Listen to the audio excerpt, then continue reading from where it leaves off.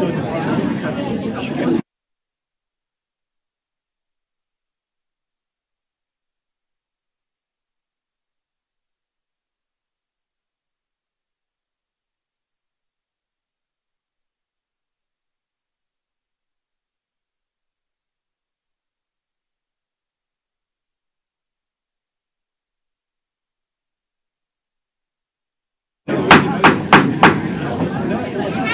to order tonight's meeting, our school board meeting and superintendent search for Tuesday, May 16th, 2023.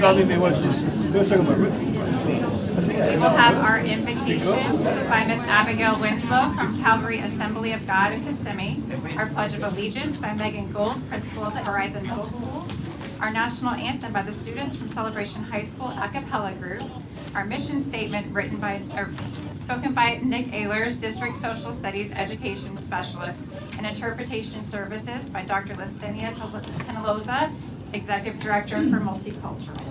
If you would please stand and rise for the invocation.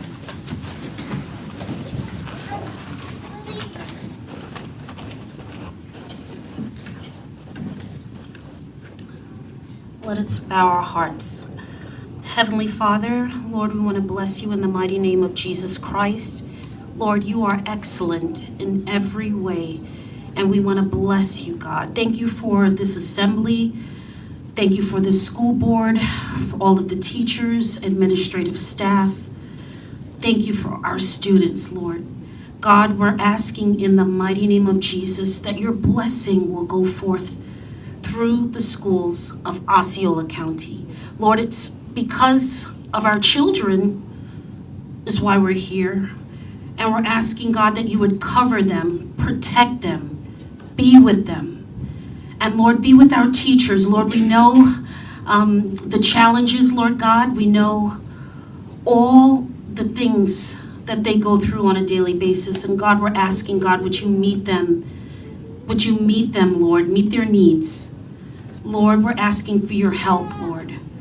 We know that the school board will be going forth and choosing the new superintendent, and we are asking, Father God, in the mighty name of Jesus, for wisdom. Grant them wisdom, Lord. Father, they need your help, God, to come together and agree on the best person for this position, because this is the person, God, that you are going to use to bless our children here in Osceola County. And we ask you, God, that they don't come with their own agenda, but they come, Lord, to do the will of God. And your will is perfect. Your will is a blessing. And Lord, we ask, God, uphold these board members' hands. Lord, give them eyes to see, Lord. Give them wisdom, discernment. And Lord, let them look for the person that has that spirit of excellence with them, God. Father, help them now, Lord, and bring unity. They need unity to come together, Lord. Father, because this is an important decision for this Osceola County in which we reside. Lord, I'm asking, Lord God, whoever it is, man or woman, that you choose, that you would help this person to know what to do, when to do it, how to do it, by the grace of God, that they would call upon your name, which is mighty to be praised. And Lord, I thank you for all these youth that are gathered here. Lord, I'm asking in Jesus' name that each and every one of them would look to Jesus, look to you for help. Lord, the Bible says we look to the mountains. Where does our help come from? Our help comes from the Lord, the maker of heaven and earth. And Lord, I'm asking you, God, that these young people, Lord God, which will be the generation that's going to take these seats and be the future leaders, that Lord, you would bless them. You would pour your wisdom and your knowledge into them, God, that they would use it to be a blessing on the earth. Lord, I'm asking that no weapon formed against these youth will prosper in the name of Jesus. No weapon. Every lying tongue that will try to rise up against them, we condemn it now in the name of Jesus. And Lord, We are asking, Lord God, over Osceola County, these schools, put a hedge of protection around each and every campus, each and every school, each and every administrative building. In Jesus' name, protect your people, oh God. And Lord, we're asking that you would use our board members for your glory. Lord, they have been placed here for such a time as this. Grant them the fear of the Lord, which is to hate all evil, pride, arrogance, the froward way, the froward mouth, perversity. Help them to fear you, Lord God, that they would have righteous judgments. And God, as always, I just want to close and ask this blessing over everyone here, the board and the teachers and the students. Lord, the Lord bless you and keep you. The Lord make his face shine on you and be gracious to you. The Lord turn his face on you and be gracious to you and grant you his shalom. In Jesus' name.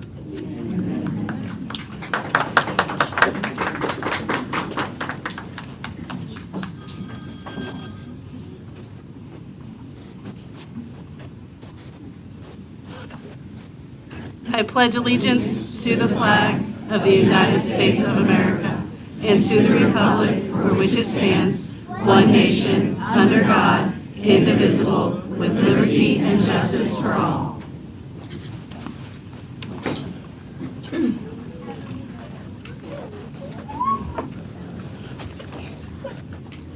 You're doing great. Thanks.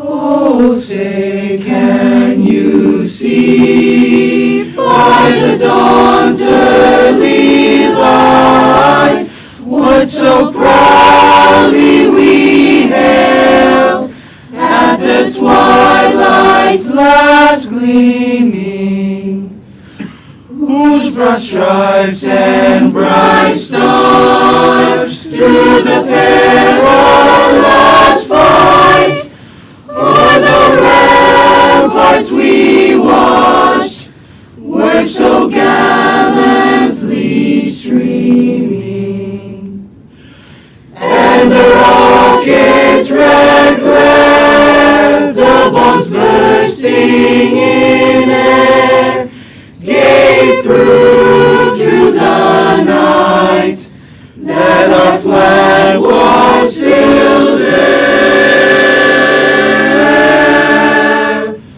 Oh, say, does that star-spangled banner yet wave o'er the land of the free,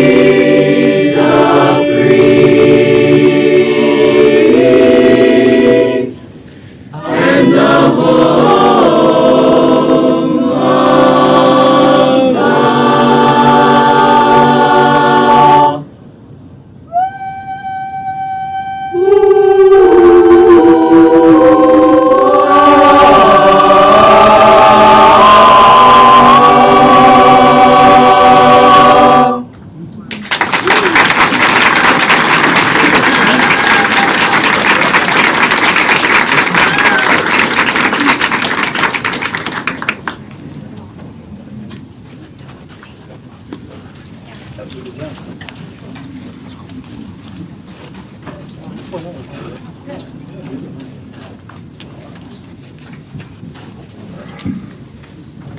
Thank you, students. The mission of the Osceola County School District is inspiring all learners to reach their highest potential as responsible, productive citizens. Good evening, welcome. My name is Dr. Lesenia Peñalosa, and I am here to provide the Transportation Services. Buenas tardes, bienvenidos. Mi nombre es la doctora Lacenia Peñalosa y estoy aquí para proveer servicios de interpretación. Gracias. Before we start with positive comments, I'd like to tell anybody who's in the crowd and audience, if you wish to address the school board, please don't forget to fill out one of those request forms in the back of the room and give it to our board secretary. It's located here in the front. Now we'll start with some positive comments from our board members. We'll start with Mr. Melendez. Go ahead. Thank you, Madam Chair. It seems like every single board meeting, I've been mentioning OXA and their jazz band, trying to fundraise for them. And so finally, they go to New York, and they get all the money they do. And what do? They don't disappoint. They win a championship for the second straight year.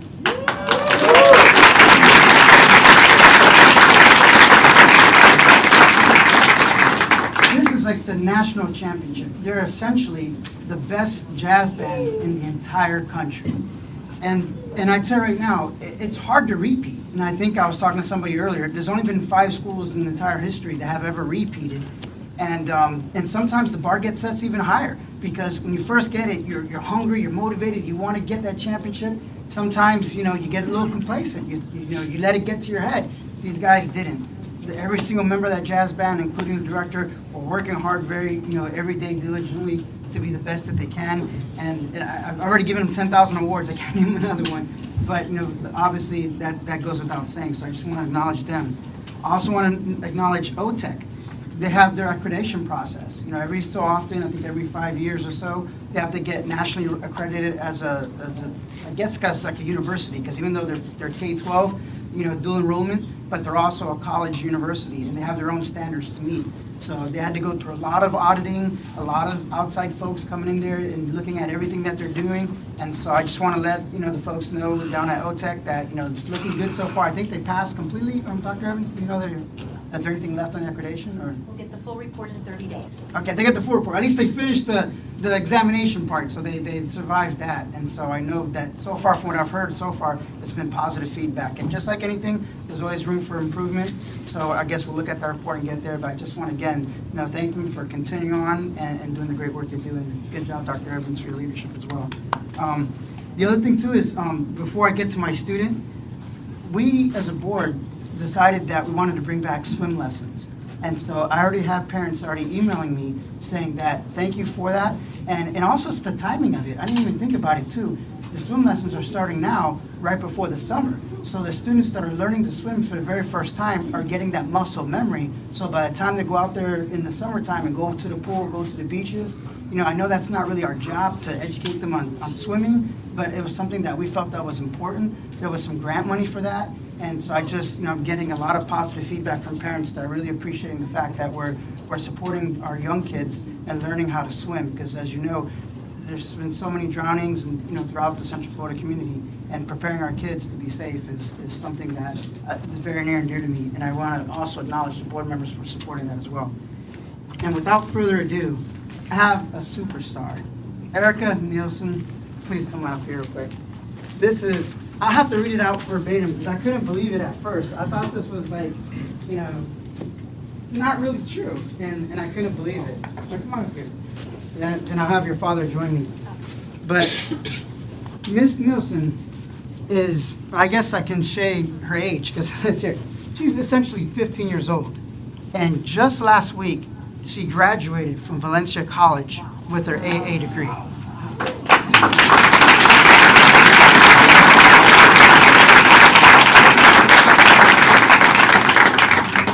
And she obviously met her requirements to graduate from high school. So essentially, she's graduating from high school and her Valencia AA degree before she can even drive. So she's going to get her high school diploma and associate's degree before she gets her driver's license.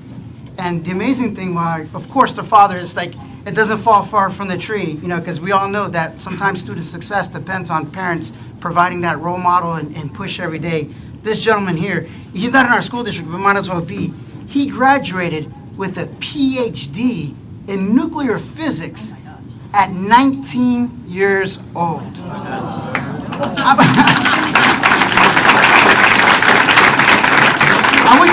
I wish I had a separate certificate for him, but just, but technically the taxpayers are like, okay, we're giving money outside of the students, but, I just want to let you know, sir, you have raised a fine young lady. You provided a great role model, and, we really appreciate everything that you can. And if, I just want to personally thank you. And if you want to say anything on behalf of the excellent work, like where is she going to college and things like that? She had Senate honor. Senate honor. Oh, she got honors as well. Senate. So do you want to, have you applied to any colleges yet, or? I have, and I've gotten accepted to quite a few. She got a few in Florida, but we're looking into FSU right now. Florida State. Woo! So look at Florida State's getting the best of the best.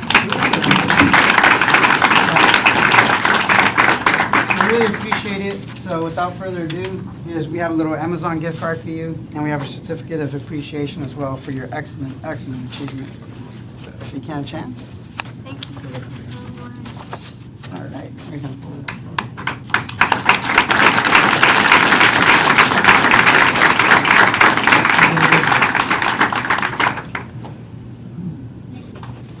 Those are all my comments. Thank you guys so much. Congratulations. I think it's and she's an Oxford student too, by the way.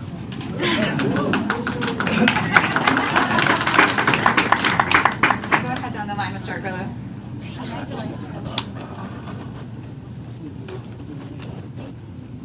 So, Mr. Steinmetz, can you bring your students up here? Are any of your students graduating and 15 years old by any chance?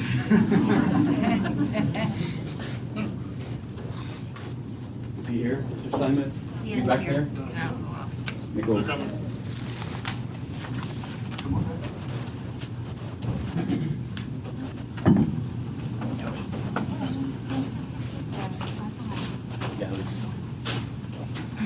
So all of these students are graduates of our, well, actually, Mr. Steinmetz, come over here. Just so that everyone knows, Mr. Steinmetz is not my biggest fan.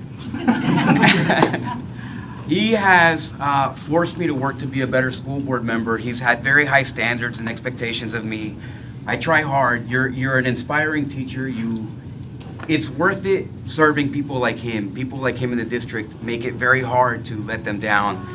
So anytime he asks for something or he needs something or whatever, you have to take him seriously because the amount of love that he puts into students like these is incredible, and you can see there's not a few of them. So tell us about your program and what they've done. So these are 12 of our most recently nationally certified pharmacy technicians. We have a 4-year program at Liberty High School. They start as freshmen. Yes.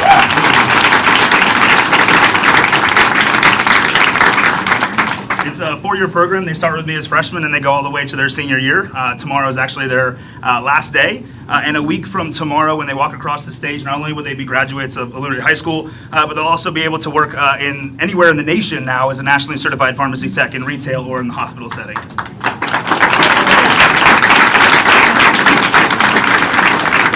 Is there a lot of money in pharmaceuticals? Oh, absolutely. They can make good money. Absolutely. I thought so, yeah. So these are all his students. The exam, can you tell us a little bit about the exam? Was the exam hard? Yeah. Definitely. It was pretty rigorous. Some of them questions, like, it was, he prepared us very well, so. Yes, he did. Everything we studied was basically was on the test. So. Yeah, that's great. This test is actually one of the top 5 hardest tests in the state of Florida for CTE programs to pass. So, one of the top 5. And how long have you been doing it? This is my 10th year. I actually started this program in 2013 at Liberty, and this is my 10th year in the program. So many of you know Liberty is a challenging school to work in and to, exactly. So I appreciate you very much, what you do at these schools for these students. He's not only just the pharmaceutical tech teacher, he volunteers a ton of time. He also has a ton of kids of his own in his own house, which I can relate to. But he sacrifices his time and treasure and talents for our kids here and the kids of the community. So thank you very much. Thank you. These kids deserve it. It's all about them.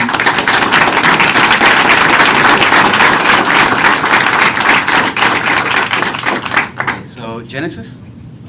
Yes? Emma? Thank you. Antonio? Smithany? Woohoo! All right. Eileen? Good job, Mom. Naila? Maridadis? Aelia? Sarah? Joel? Jasmine? And Donald?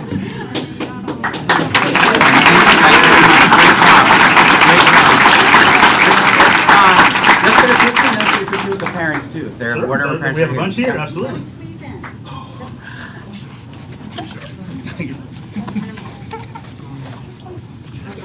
Yeah, keep squeezing. Keep Come squeezing. down this way with me.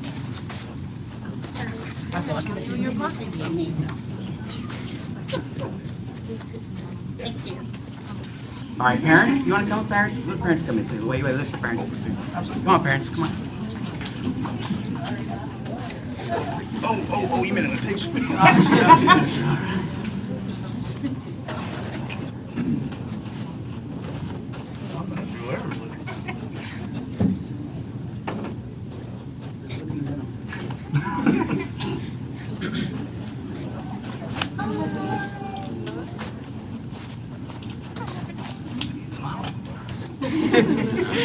All right, thank you guys.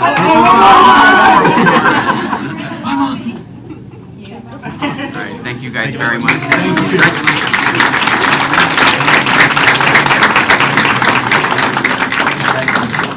Congratulations, congratulations, congratulations, congratulations, congratulations, and God bless you guys.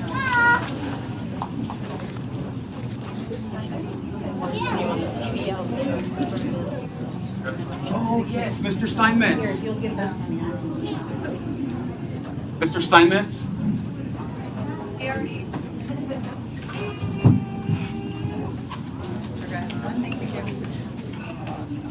Two things to give. I'll hand them to the teacher. Thank you, that's wonderful. I'm going to go ahead and pass it on to Mrs. Cahoon. I'll keep it short and sweet. I want to say thank you to all of our business partners and community partners that helped kind of recognize and celebrate our teachers over the last couple of weeks for Teacher Appreciation. It was amazing to see people come out in support of our teachers and try to give them a little love at the end of the year. And also with that, my own kids are counting down every day. We get in the car and they say 11 days left, 10 days left. So I wish everyone a successful last 2 weeks of school. I know this is really when you get to look back on what you've accomplished throughout the school year and really celebrate with your students. So I hope you'll take that all to heart and really cherish the last 10 days with your students. Thank you. And a point of privilege. I'd like to just say I've been to a couple different events this past couple of weeks, but I'm going to focus instead and take something from the heart. I have a senior who's going to be graduating next year or next week from Harmony High School, and so I just want to give a big shout out and dedicate tonight's board meeting to our senior class who has gone through so much through COVID. They're the COVID last class. To get through that finish line, have seen challenges like they've never seen before. So I just want to give a big kudos to every teacher, administrator, community member who has helped them cross that finish line. It has been extremely difficult, but it's very exciting. And I wish to God bless all of those students with their future career paths. And now to Dr. Peace. Just very briefly, because I know we've got a lot on the agenda tonight. In addition to essentially Ellington competition, Oxus Jazz Band winning for the second year in a row, I also wanted to recognize that they had some individual accolades. The outstanding lead trumpet was Nathaniel Williford. The outstanding trumpet was Xavier Anderson and also Daniel Portuando. Honorable mention, alto sax, Solomon Gilletta. Outstanding percussionist, Isaiah Bravo. They also received accolades for the outstanding rhythm section and the outstanding Latin percussion. So overall, as Mr. Melendez and the group has shared, just an incredible performance, and we're so proud of OXA and their jazz band. Are some of them here? Yay!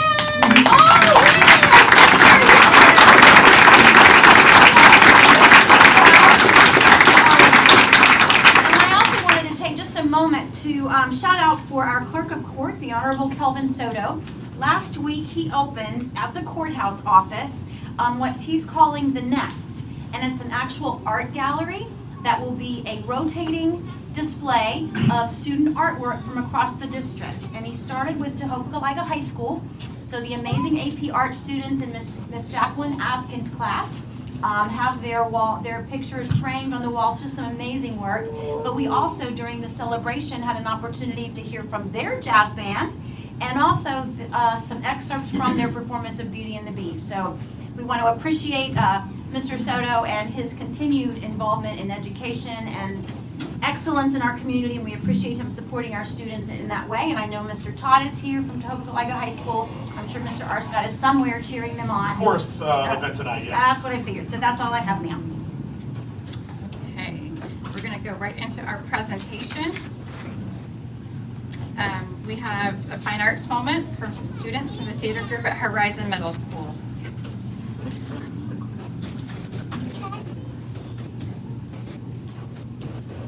Hi, we are here from Horizon Middle, and we are performing a dance from our previous show, Pinocchio. Welcome to my show. Today we premiere the Great Puppet Theater. Our puppets include the Can-Can. I'm the goldfish. And I'm Adoro. Let's begin.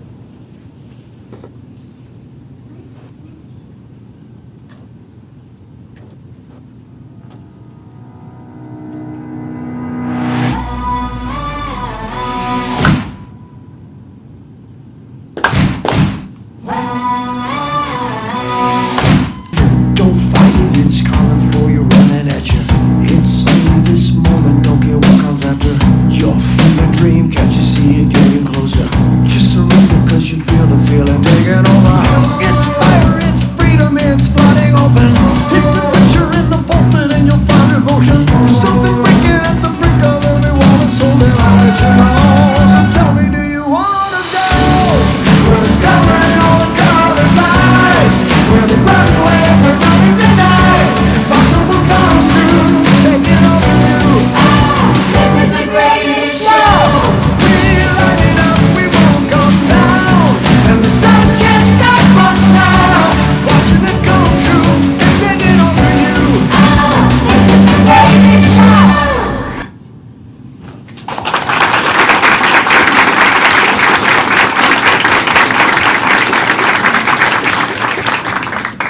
Thank you. Our next presentation is Dr. Pace with the Cognia District Accreditation Certificate. Yes, if I could invite Ms. Diane Weinbaum up to the podium, please. Ms. Weinbaum is the Senior Director and Vice President of Global Services for Cognia, formerly Advanced Ed, formerly SACS, and she is here to share just a little bit about this year's accreditation process. Dr. Peter Straker and other members of the district and school leadership teams have been involved in gathering the data, preparing their report to indicate that we are meeting all the Cognia standards. And take it away, Ms. Weinbaum. Oh, yes, thank you, Dr. Pace, and thank you, Board, and the entire community here. Cognia has a long history with Osceola County. It actually dates back to 1917, when Osceola High School became the first accredited school in your district. We were known as SACS Casey at that time, and SACS remains one of Cognia's accrediting bodies today. Osceola jumped at the opportunity when we first offered district-wide accreditation and has held this position since 2007. This commitment is shown in your positive culture, innovative classrooms, and a true focus on the needs of every student throughout the entire district. During your accreditation engagement review earlier this year, the regional accreditation evaluators noted that the school district of Osceola County has created a positive culture within the learning environments that sets a solid foundation on which your schools engage all in a common way. Most notably, the stock take process that Dr. Pace introduced in 2016 continues to engage your stakeholders in clear communication, purposeful collaboration, and professional practice. This continuous improvement model helps you to remain focused on your goals and embed them within your daily work. This also unites the entire district as you continue to focus on all of your learners. Accreditation from Cognia is a valuable mark of distinction recognized around the world. Cognia congratulates you on your dedication and commitment to your students and teachers in your collaborative efforts to continuously improve. I'm proud to announce that the School District of Osceola County has earned accreditation for the next 6-year cycle. Congratulations to all of you.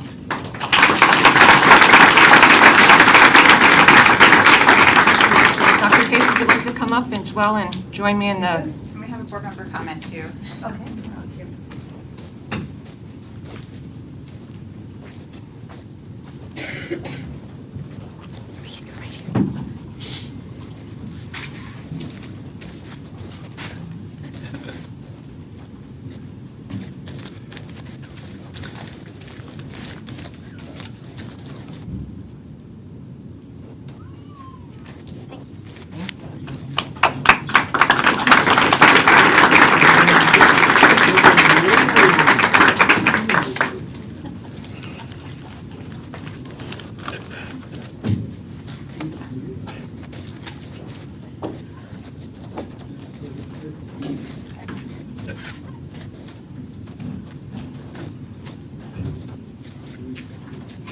And Mr. Arguello had a comment?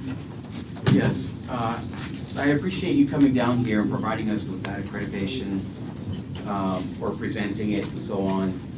I was very curious. I happen to be of the type of person that I'm not somebody who appreciates untimely pats on the back, so to speak. And when I looked through, I just wondered why. How did we earn this? What does it say about our district, right? Of the 30 standards, the very first one is leaders cultivate and sustain a culture that demonstrates respect, fairness, equity, and inclusion, and is free from bias. I'm not sure that that's so helpful in the accreditation process, simply because, number one, if you were to poll our teachers, for example, I'm not so sure that you would get a positive reaction. Number two, if you were to poll our community, I think that transparency would be a big concern at this district. And it's hard, you have to get deeper into the standards to see exactly where academic performance is. And the most equitable thing that we can provide any community, and I say this as a person of color, would be a great education, which I would say that that's questionable. So as much as I appreciate you guys coming down here, I would really recommend to our superintendent and to our new superintendent that whenever we give ourselves a pat on the back, that it's after something changes in a positive direction, instead of just congratulating ourselves over and over again for the same thing over and over again. That's all I have to do. Thank you, Mr. Arguello. We're going to move to item number 2.03, recognition of student Osceola School District's outstanding volunteers of the year. We have Robin Davis, our OASIS coordinator, to present. Hi, thank you, school board members and Dr. Pace. I'm here to help recognize our 3 school volunteers of the year. I'm going to give you a little history. That's what this is about. The Outstanding School Volunteer Awards are presented annually to Florida school volunteers who have demonstrated an exceptional dedication to student success and commitment to quality education in Florida schools. This recognition serves to highlight and inspire strong school and community relationships, including innovative approaches to improve the academic performance and resiliency of students. Recipients of the Outstanding School Volunteer Award will be recognized for their value contribution to strengthening education in Florida, and are selected based on criteria including character and type of volunteer service, breadth of service, and impact of volunteer contributions. Basically, all of our schools are asked to send in a nomination for an adult volunteer, a senior citizen volunteer, and a youth volunteer. And then we have a review committee that reads all the nominations and picks one from each category to represent Osceola County at the state of Florida level, Department of Education. So I'm happy to announce, it's already been announced, but again, the Adult Volunteer of the Year is Christine Munns from Harmony Community School. Is Christine here?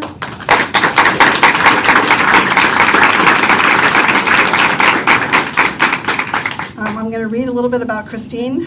There is so much to say about Miss Christine Munns. With 1,057 students in our school, Miss Munns keeps every student in mind when setting up any kind of event. She has been integral part of the Harmony Community School for 7 years now. Her contributions have a visible impact on each of our students. Christine has continuously led Harmony's parent-teacher organization as president for the last 5 years and vice president for the 2 previous years. Through Christine's fundraising efforts, she has accumulated approximately $40,000 in the PTO treasury.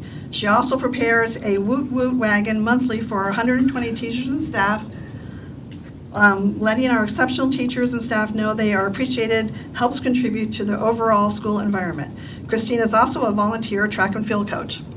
This is a brief summary of everything she does. She was also nominated by Harmony Middle School, but she went out for Harmony Community School. So thank you, Christine. We have something for you.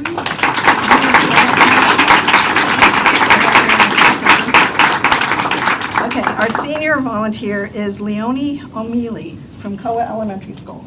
And the principal, if you'd like to come up with her. Sure. Is Sandy Davenport here? Davenport is here too. Yes, Sandy, come on up.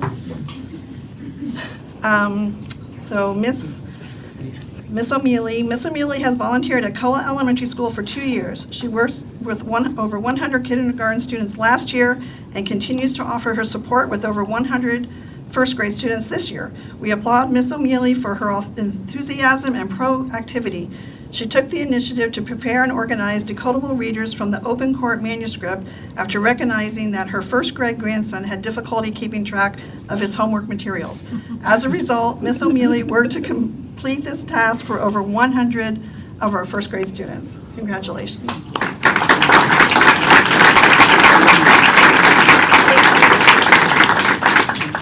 And last but not least, we have our Youth Volunteer of the Year, Riley Wiggins.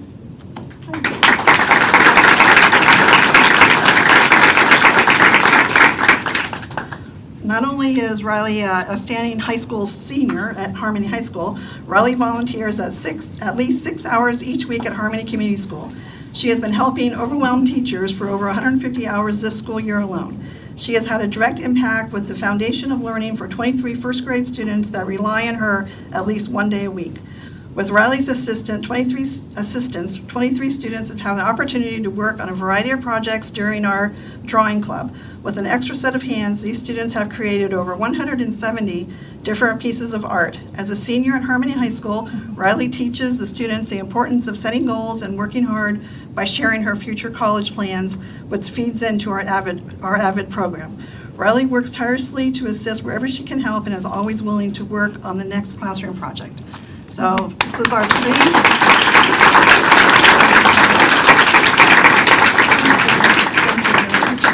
Well, congratulations to our three. They will represent us at the state level for Osceola County.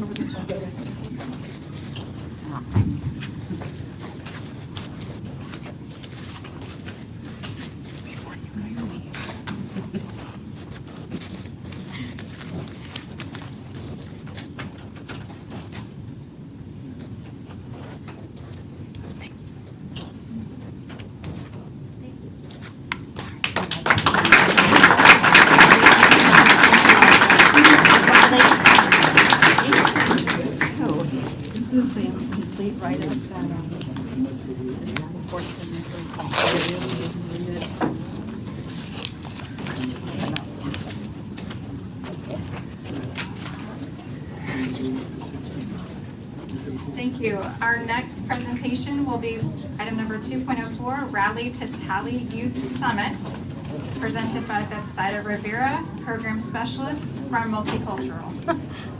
Okay, so Betsy is right there. And she's charged me with presenting. Good evening. Close Up Foundation is a nonprofit, nonpartisan organization that educates and inspires young people to become informed and engaged citizens. The organization's sole mission is to provide challenging, hands-on civic history and government-based education programs for teachers and students. This year, 42 of our students across the district participated in this Rally to Tally Youth Summit from April 12th to April 14th in Tallahassee, Florida. And today we have 20 of our students in the audience who did participate, and although they are all so eager to share, we do know we have limited time. So I would like to call Gabriela Valencia from Harmony High School, Diego Levanti from Celebration High School and Diego Smith from Tohopekalaika High School so they can share their experiences.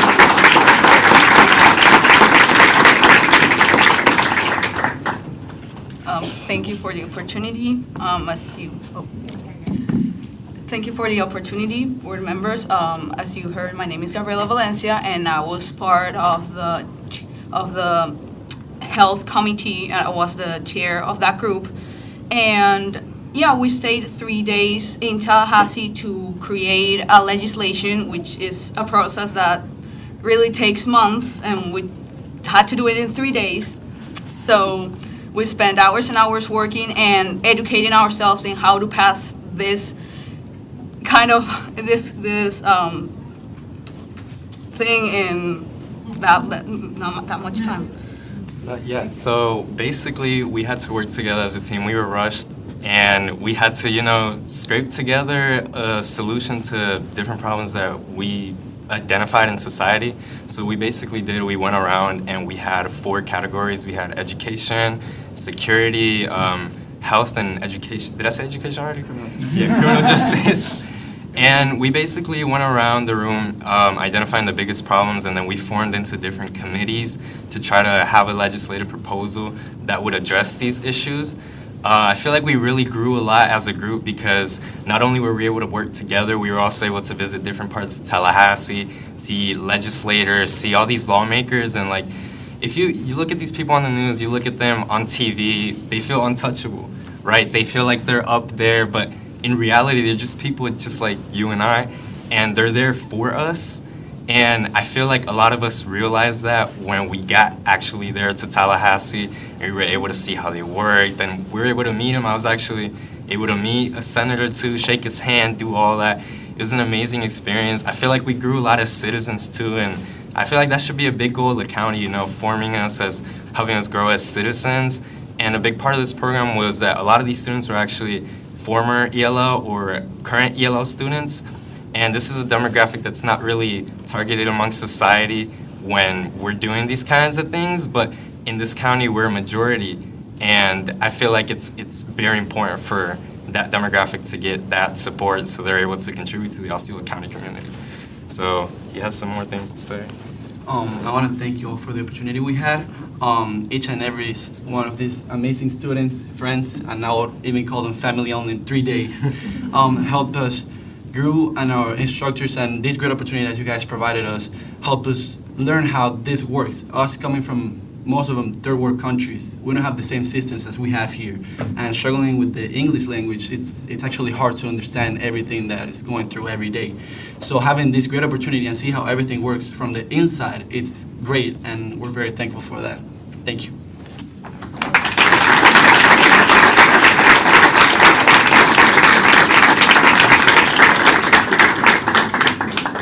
Board member comment, Mr. Arguello. Yeah, I actually read all about the program, and when I saw it on the agenda, I went through and I did research. It's amazing. This was great. This is a great program. Thank you for taking on these kids, and what a great representation you are of the district to come in here and talk about what you did. Thank you guys so much for doing what you do, just as students, overachieving and making a good example. There's nothing more important than being a good citizen in your community, and so thank you very much. I really appreciate you guys. Maybe we can close out this experience for them with a picture with our board members. Please. Come on down. Come to the front.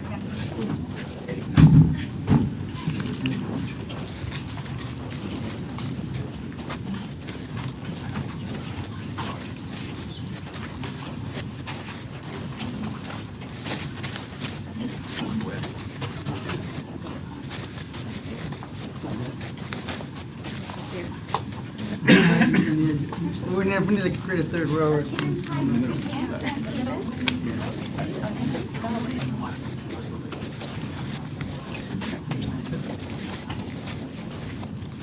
There is a shuffle.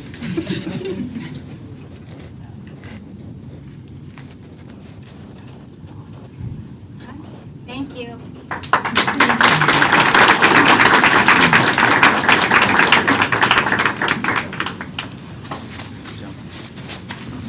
As the board members are returning to the dais, next on the agenda is recognition of our state history fair students, as well as recognition for our social studies National Teacher of the Year Award nomination. Mr. Nick Ehlers and Adrian Lugo are going to go ahead and come to the podium and get us started. Good evening. Each year, Osceola County students participate in National History Day. Our students begin with a school competition and then we hold county competition. Student winners from our county competition advance to the state competition. The following students truly represented both their school and our district very well at the state competition, and we are pleased to honor them this evening. So from OXA, we have Elizabeth Patrick. They might be out there. Elijah Craig from Narcoossee Middle School.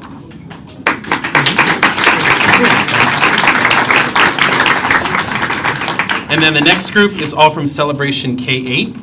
Kyungbin Lee, Addison Polsey, Danielle Capilli, Elias Amaya, Wesley Dunn, Shakira Ali, Allah Hawari,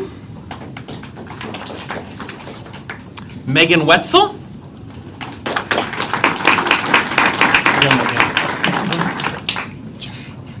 Ainsley Parrish, Cheyenne Rothfuss, Lauren Ebinger, Madeline Rosas, Valerie Ramirez Vega, Kristen Brock, Saris Renner, and Haley Kennedy.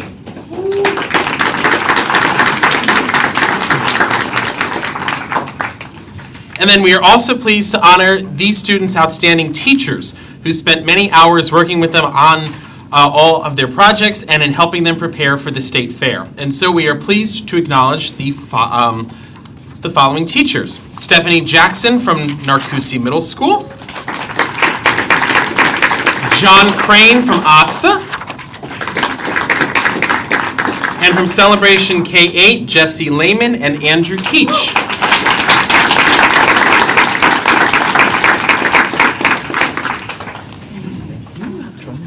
Yes, you do. Yes, you do. And then don't sit down.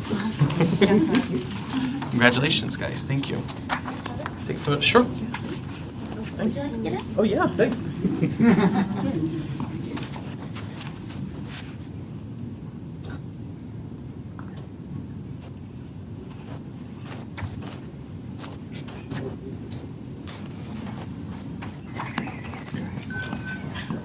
All right. Thank you so much, guys. And then, Miss Lehman, don't go anywhere. Okay.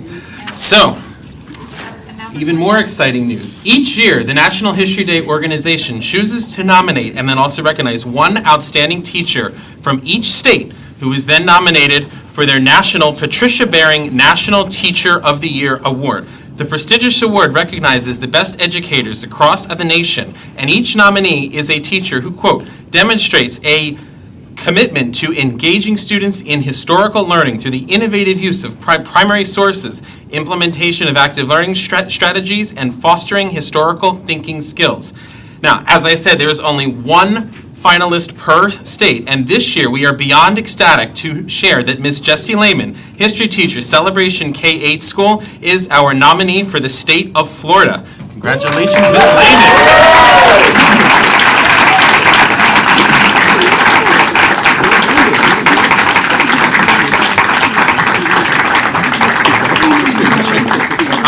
The winner does not get announced until June the 15th, but of course we are certainly going to be rooting for you, and we hope, it's for you too, we hope that you represent us well and that you triumph on June the 15th. Thank you. Best of luck to you. Thank you. Thank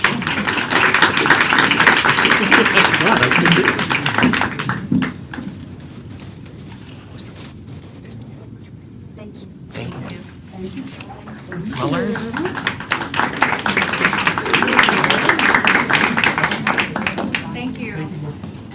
our next presentation of On-Spot Dermatology Life-Saving Achievement Award, presented by Cam Hanley, General Manager of On-Spot Dermatology, and Carolyn Grant from Rosen.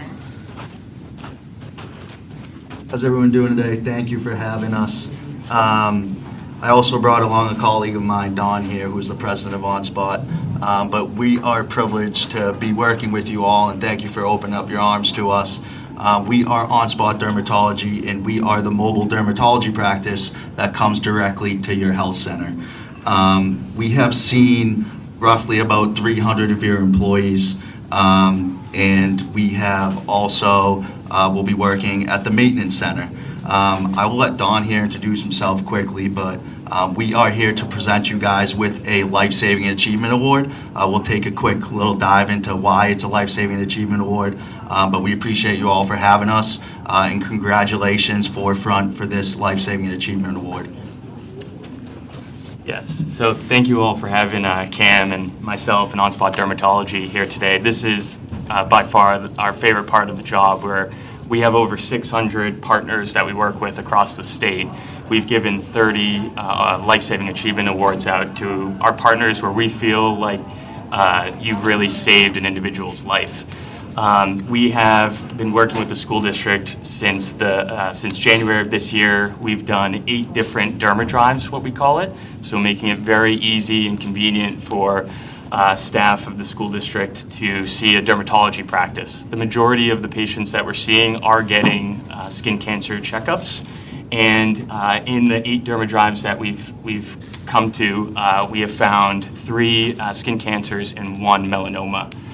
We're here today because the melanoma that we found, we really felt as though if we didn't come on site and we didn't find this in a timely fashion, we wouldn't have saved this individual's life. So that's why we're here today to present this award.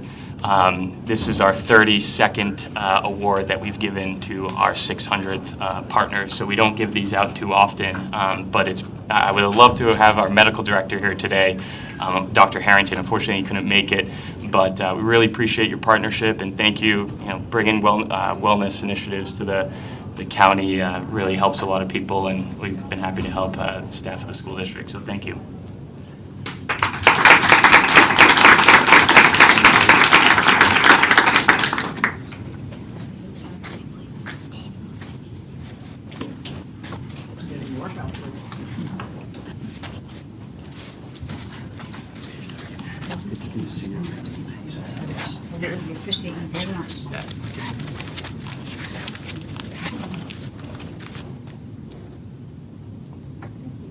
We really appreciate the ongoing opportunity. Thanks for having us. Yeah. Thank you. Thank you, I appreciate it. Thank you.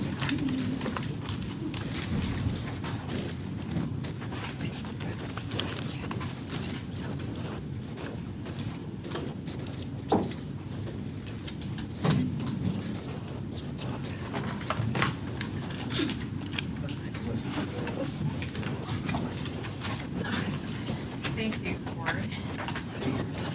And now on to appointments and transfers. Yes, ma'am, Madam Vice Chair and members of the board, I have a few administrative appointments to recommend for you tonight. If I could invite Mr. William Hennessy to the podium, please.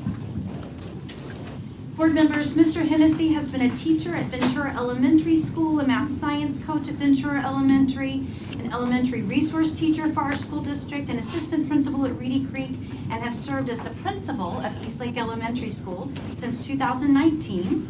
He received his bachelor's degree in history from University of New York and a master's degree in education and leadership from Stetson University. He's currently pursuing his doctorate in educational leadership. He was named Osceola School District's Elementary Assistant Principal of the Year in 2019-20 and Osceola School District's Elementary Principal of the Year in 21-22, and I'm pleased to recommend him to become our next Director of Early Childhood and Extended Learning. He's going to have some time starting in June to work with Mrs. Rodriguez before her upcoming retirement, and we're very, very proud of Will and know he has the vision to move this program forward. Motion approved with discussion? Second. We have a motion by Mr. Melendez, a second by Ms. Hagan with discussion. He's also one of the greatest online viral video makers in the entire school district of Osceola County. He knows how to pump up these kids, and so being in charge of the little ones, and hopefully we can get a little video from them, right? You know it. I'm not going to change now. It's who I am. Motion approved. Yes, sir. Take a Thank you. vote. All those in favor? Aye. Aye. Motion carries 4-0. Congratulations. Thank you. With your permission, Madam Chairwoman, I'd like to say a few thanks. Is that okay? Of course, yes. First, I'd like to thank the board members for this great honor, and it is an honor, an opportunity. Dr. Pace, you've always been invested in me and you've always invested in me and believed in me, and I cannot put into words what your leadership and support has meant to me. Thank you. Usually I go from the heart. I don't want to mess this up, so I wrote it down. Dr. Clayton, Mr. Thorne, Ms. Graber, Ms. Cope-Otterson, Mr. Phelps, Mr. Noble, Dr. Evans, Dr. Allen, Dr. Reyes, Mr. Flowers. Your example and impact have inspired me more than you know. Thank you. Dr. Reyes, thank you for believing in me and pushing me to be the best leader I can be. Can't wait to help you make magic happen for our county. Thank you to my beautiful wife, Randy, and my children, Hendrix and Ori, for supporting me, putting my heart and soul into my job every day, and to my aunt and uncle and the rest of my family for their undying support. Thank you to all the directors, principals, teachers, coaches, support staff, co-workers who have helped mold and teach me. I intend to pay it forward 1,000 times over. Finally, thank you to the students and families of Osceola County for inspiring me to serve at the highest potential I can, especially my East Life family. Thank you for believing. With great power comes great responsibility. I vow to make the largest positive impact possible. Thank you.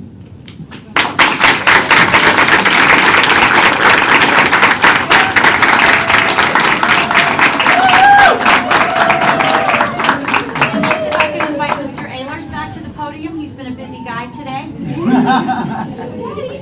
Board members, it is my pleasure to recommend Mr. Nicholas Ehlers to become an assistant principal at Osceola High School in June. I told him he does have to finish summer school first.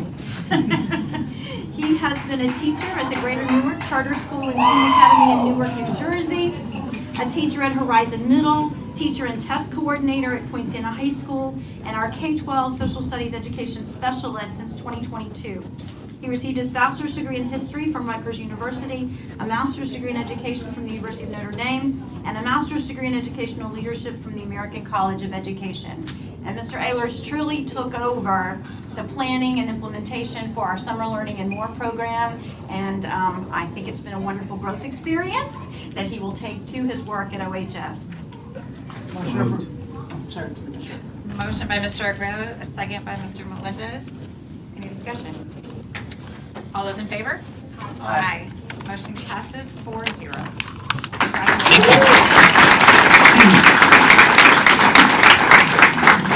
I want to first thank Dr. Pace and Dr. Evans for the extreme confidence that they've shown in me, to Ms. Santiago for giving me this wonderful opportunity. I'd also like to thank all members of the school board for the faith and the trust that you've placed in me. I truly look forward to getting to work with each and every one of you as we always strive to do what is best for our students. I've always believed that God puts us right where we need to be when we need to be there. And 12 years ago, I arrived to this county and had the great privilege to be hired at Horizon Middle School, where I got to learn from a veritable treasure trove of outstanding teachers. Heather Miller, Brian Capley, Janine Bracco, Deanna Hebler, Frankie Franceschi, Michelle Jarrett, Lucille Schneider, Kathy Graffam, Christy Swiderski, Gary Dunn, and so many more.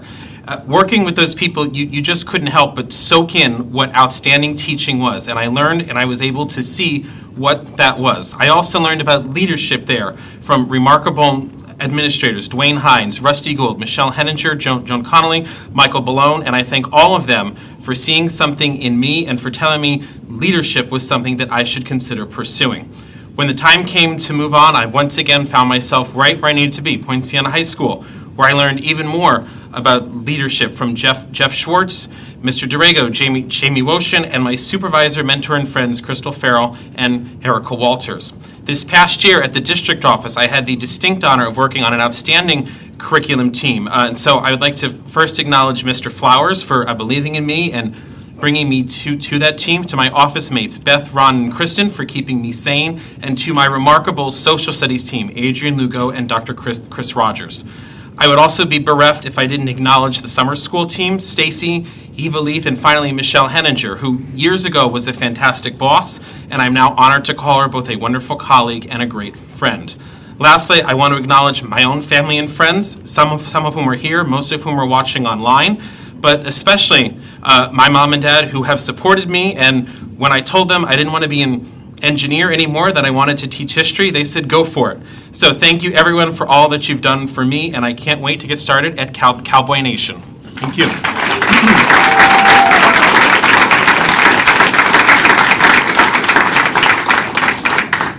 Comment by Mr. Melendez, board member comment. Yes, and I appreciate that, Madam Chair. I have, because most of these times they're because someone else got promoted, but somebody was retiring. So Ms. Marianne Rodriguez, thank you for your service to the district as a principal, as a teacher and everything else, and also as early learning. I know we just promoted Mr. Hennessy, but I just wanted to give you kudos to let you know that you've been an excellent leader. We worked together on many programs, and thank you so much for all you do for the district, and may you enjoy your retirement. Thank you.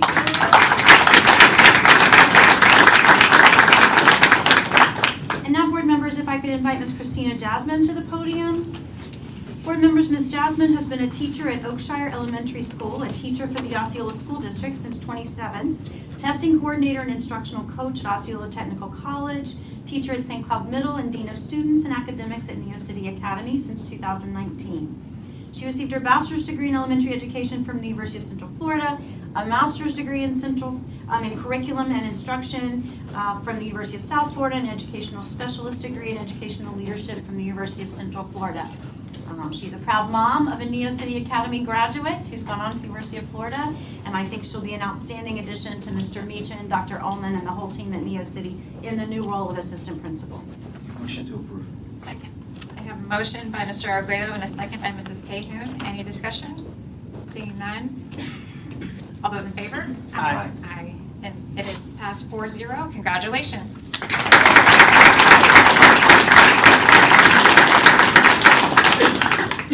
Thank you to the board, Dr. Pace and Dr. Evans, for your trust in me to help continue the mission of Neo City. My education journey in Osceola County started when I was 8 years old and a student at Lakeview Elementary. As I grew, my education continued here, a student of Neptune Middle and a graduate of St. Cloud High School. When it was time to grow my own family and start my career, I settled down in Osceola County knowing that my children would be in great hands. All of this to say, I am a true believer in public education of Osceola County. Throughout my career, I've gotten to work beside so many amazing teachers and administrators, each one adding to my book of knowledge. I've always had a passion for education, but I'd like to thank Shauna Rafalski for first seeing the spark in me and encouraging me to grow not only as a teacher, but as a teacher leader. Fast forward years later, I was given the opportunity to join the Neo City family as an LRS. The job hasn't always been easy, but it has been one of the most impactful ones of my life. I've been able to help grow a school and watch our students take flight. I've also had the opportunity to be mentored by Mr. Meechin, a true inspirational leader, and I'd like to thank him for always believing in me and my journey.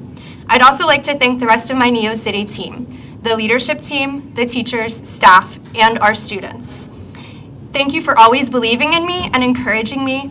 Working at Neo City is truly something special.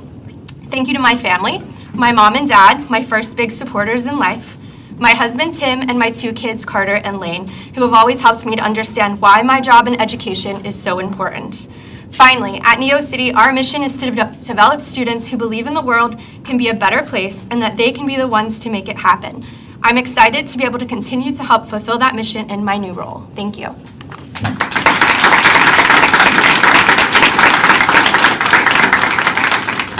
And now, members of the board, item 3.04 is a pack of administrative transfers to provide some of our assistant principals some additional learning experiences during their growth journey as leaders.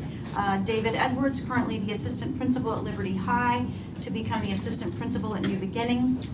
Melanie Crawford, currently assistant principal at St. Cloud Elementary School, to become an assistant principal at Boggy Creek Elementary.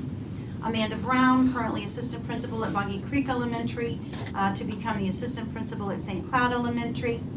Annette Kalu, currently assistant principal at Poinciana Academy of Fine Arts, to become the assistant principal at Pleasant Hill Elementary.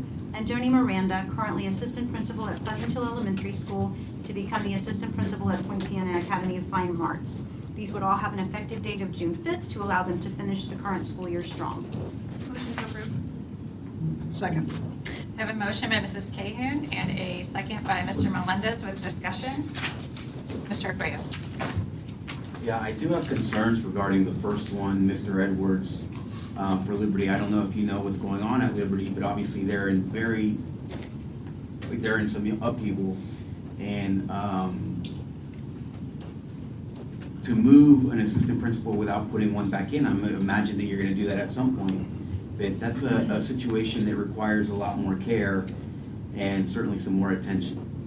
I'm working with Dr. Evans and Ms. Brown, our elementary assistant superintendent director, and also with the board's direction to take our schools back to model.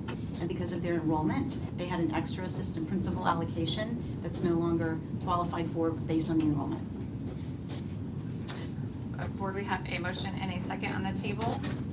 All those in favor, state by saying aye. Aye. Aye. Opposed? Aye. Motion carries 3-1. And on to item number 4, our superintendent search. I'd like to invite John Reichart and Bill Vogel from FSBA up to the podium. I'm sorry, Andrea. Hello, board members. Thank you. It's a pleasure to be with you here. I want you to know, as I'm sitting out there and I see you guys recognizing all the students and your administrators, what I noticed from each one of you was almost like a parental pride. I saw you smiling, I saw you beaming, I really saw the energy, and that is my goal for you when we get to the decision of who to select for your next superintendent. I want each of you to have the same pride in that selection that I saw here tonight, so I'm excited about that. I do want to note, I believe we have Ms. Castillo on the line. Ms. Castillo, are you there? Yes, can y'all hear me? Loud and clear. Perfect. Hello, everyone. I just wanted to make sure everyone knew that she was here. Our purpose tonight is to identify semifinalists to move forward in the process for the superintendent of Osceola County. A few weeks ago at your last meeting, your community committee brought to you 12 names that they believed the board ought to continue to consider. One of those applicants has since withdrawn, and another applicant was offered today at their board meeting this morning the position of superintendent in Manatee County. So now there are 10 applicants that are still in your pool. So what's going to happen once we leave here tonight, the semifinalists, those that you all agree will maintain or remain in the pool of semifinalists, will receive a letter from me that has, or it's an email actually, that will have 5 questions, one from each board member. They will be given until Monday, 5 p.m., which is the 22nd, to respond to me with the written and video responses to the questions. I will then forward all of those responses to the board, as well as your communications team, who will post them on the portal. Then the board will have an opportunity to review all of the written and video responses before we come back and identify who you'd like to see face-to-face for an interview. So I want to remind you, one of the things I told you early on, which is we want to try to keep the pool as broad and wide as we can, as long as we can, so that you have as many options as the board needs. As I said, there are 10 people who are within the pool that the community brought forward. And so I'm going to ask Dr. Vogel to sort of briefly run through each of those 10 right now before we ask you who you would like to see continue to be considered by the board. Dr. Vogel? If I will, point of order, Madam Chair, we have to acknowledge the fact that Terry Castillo's online. So she can officially vote. For the notes, just to say, Ms. Clover, if we could put into the notes, Ms. Castillo is attending for the vote today through WebEx, I believe this is where she's on? That's correct. Okay, yes. Thank you. Thank you very much. I believe everybody has a Frank, do we have- sheet. do we- I'm sorry, do we have to be voted on, or we just acknowledge it? Just acknowledge it. You can establish that board members can attend at times. And I don't recall you ever voting to approve it. The motion, please. Okay, motion to acknowledge Ms. Castillo's presence through WebEx. Second. I have a motion by Mr. Melendez and a second by Ms. Cahill. All those in favor? Aye. Aye. Opposed? Aye. Motion carries 3-1. Okay, we have 10 recommendations of the Citizens Committee, and I'll briefly review those 10. First is applicant number 4, Dr. Michael Allen. He's currently the Assistant Superintendent of Middle K-8 schools in Osceola County. and previously Director of Research, Evaluation, and Accountability in Osceola County. Next, we have applicant number 11. That's Dr. James Larson. And he is working for Orange County Schools. He's currently the Senior Executive Director of Federal Grants. Previously, he was the Area Superintendent for Orange County Schools. Next, we have applicant number 13, Dr. Kim Moore.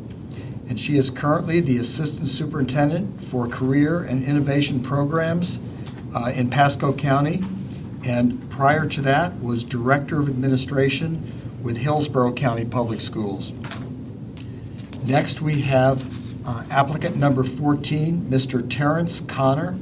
He is currently the Deputy Superintendent and Chief Academic Officer for Hillsborough County Schools. Prior to that, he was Assistant Superintendent for Curriculum and Instruction and Chief Academic Officer for Clay County Public Schools.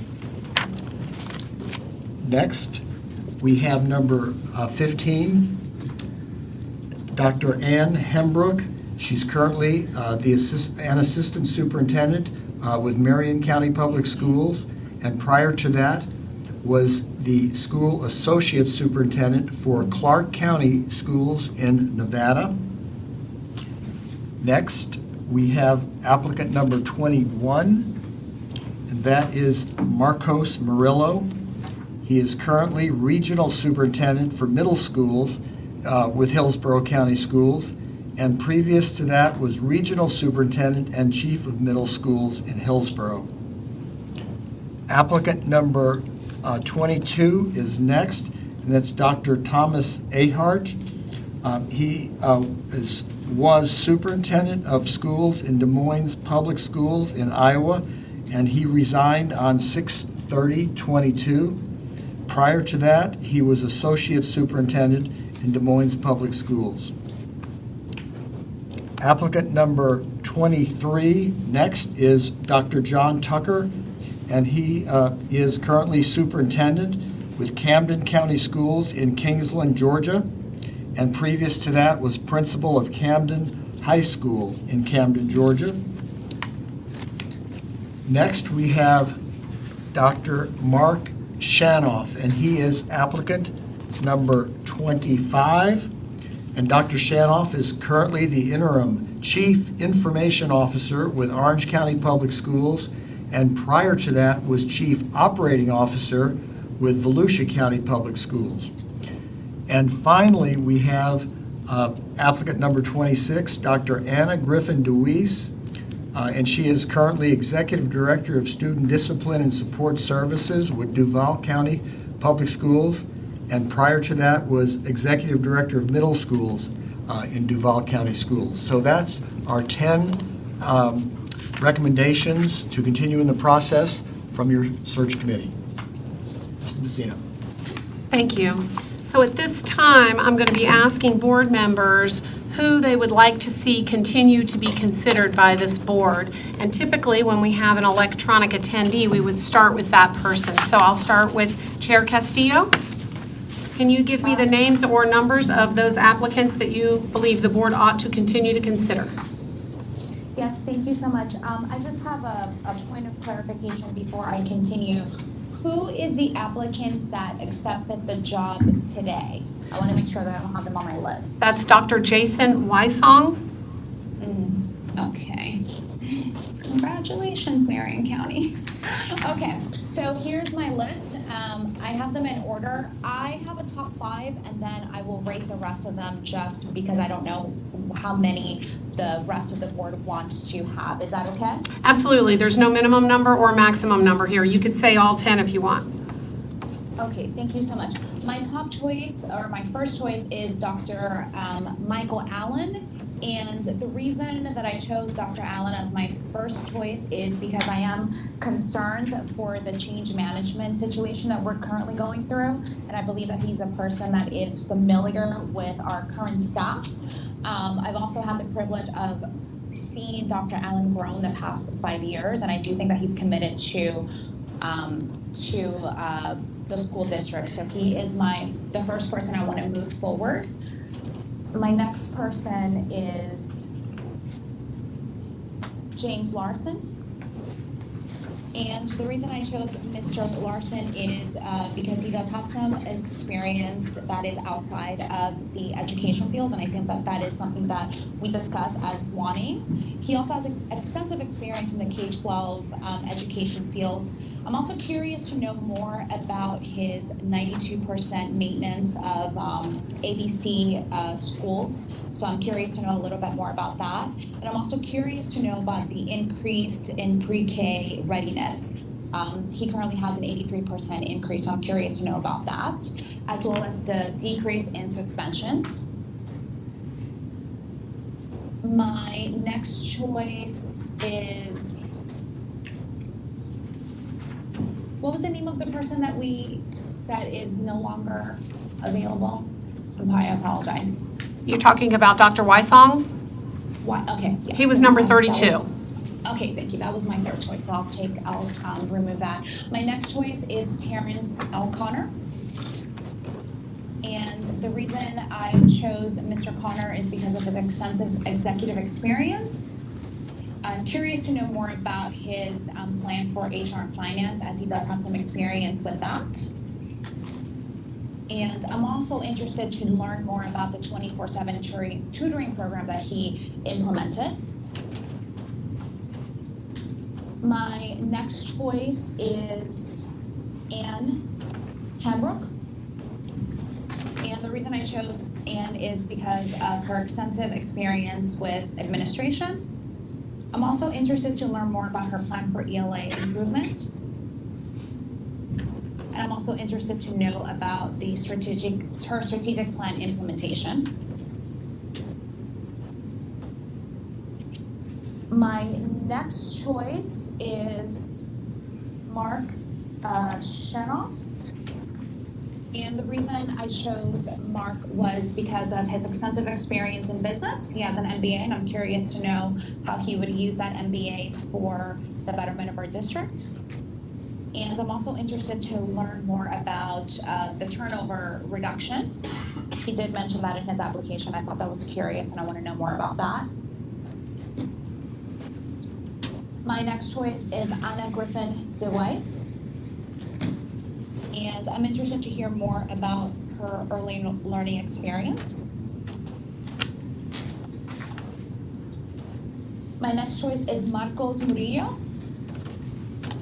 I chose Marcos in this order because of his extensive experience in school administration. I'm also interested to learn more about his STEM hubs. And I did not rate the rest, but if the board, wants to have some discussion about the rest of them, I'm open to that as well. Thank you. Thank you. Ms. Castillo, I just want to confirm, I have you down for applicants number 4, 11, 14, 15, 21, 25, and 26. Is that correct?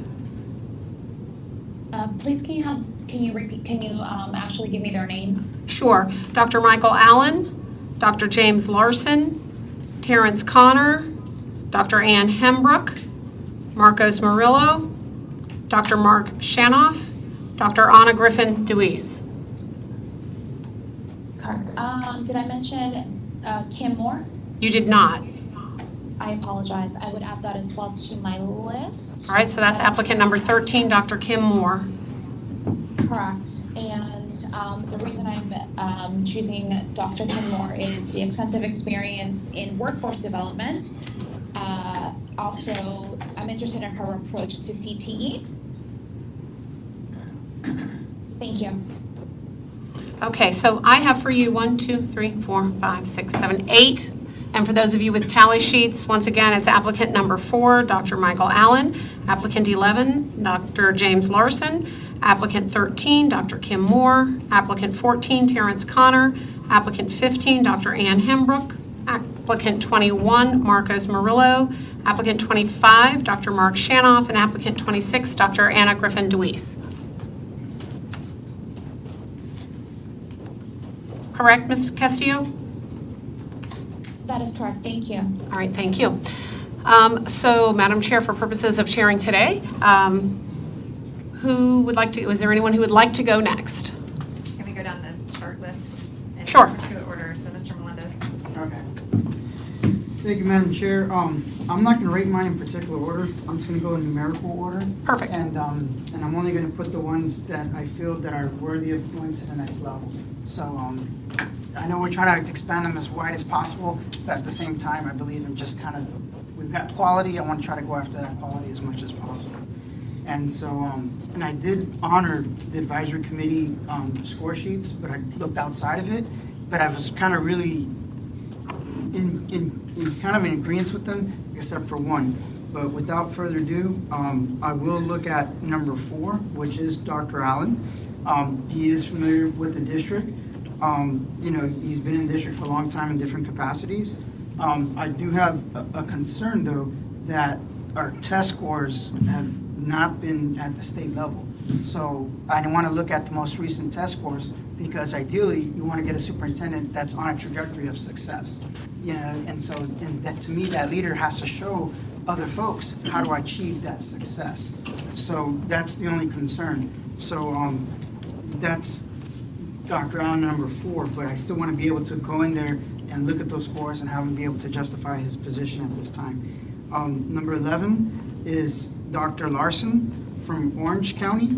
And the interesting thing with Orange County is they have similar demographics to we do. I mean, not quite exactly the same, but, you know, Osceola and Orange County, a lot of the parents live in Osceola County, work in Orange, or they live in Orange County and they work in Osceola County. So there's a real understanding of the student demographics.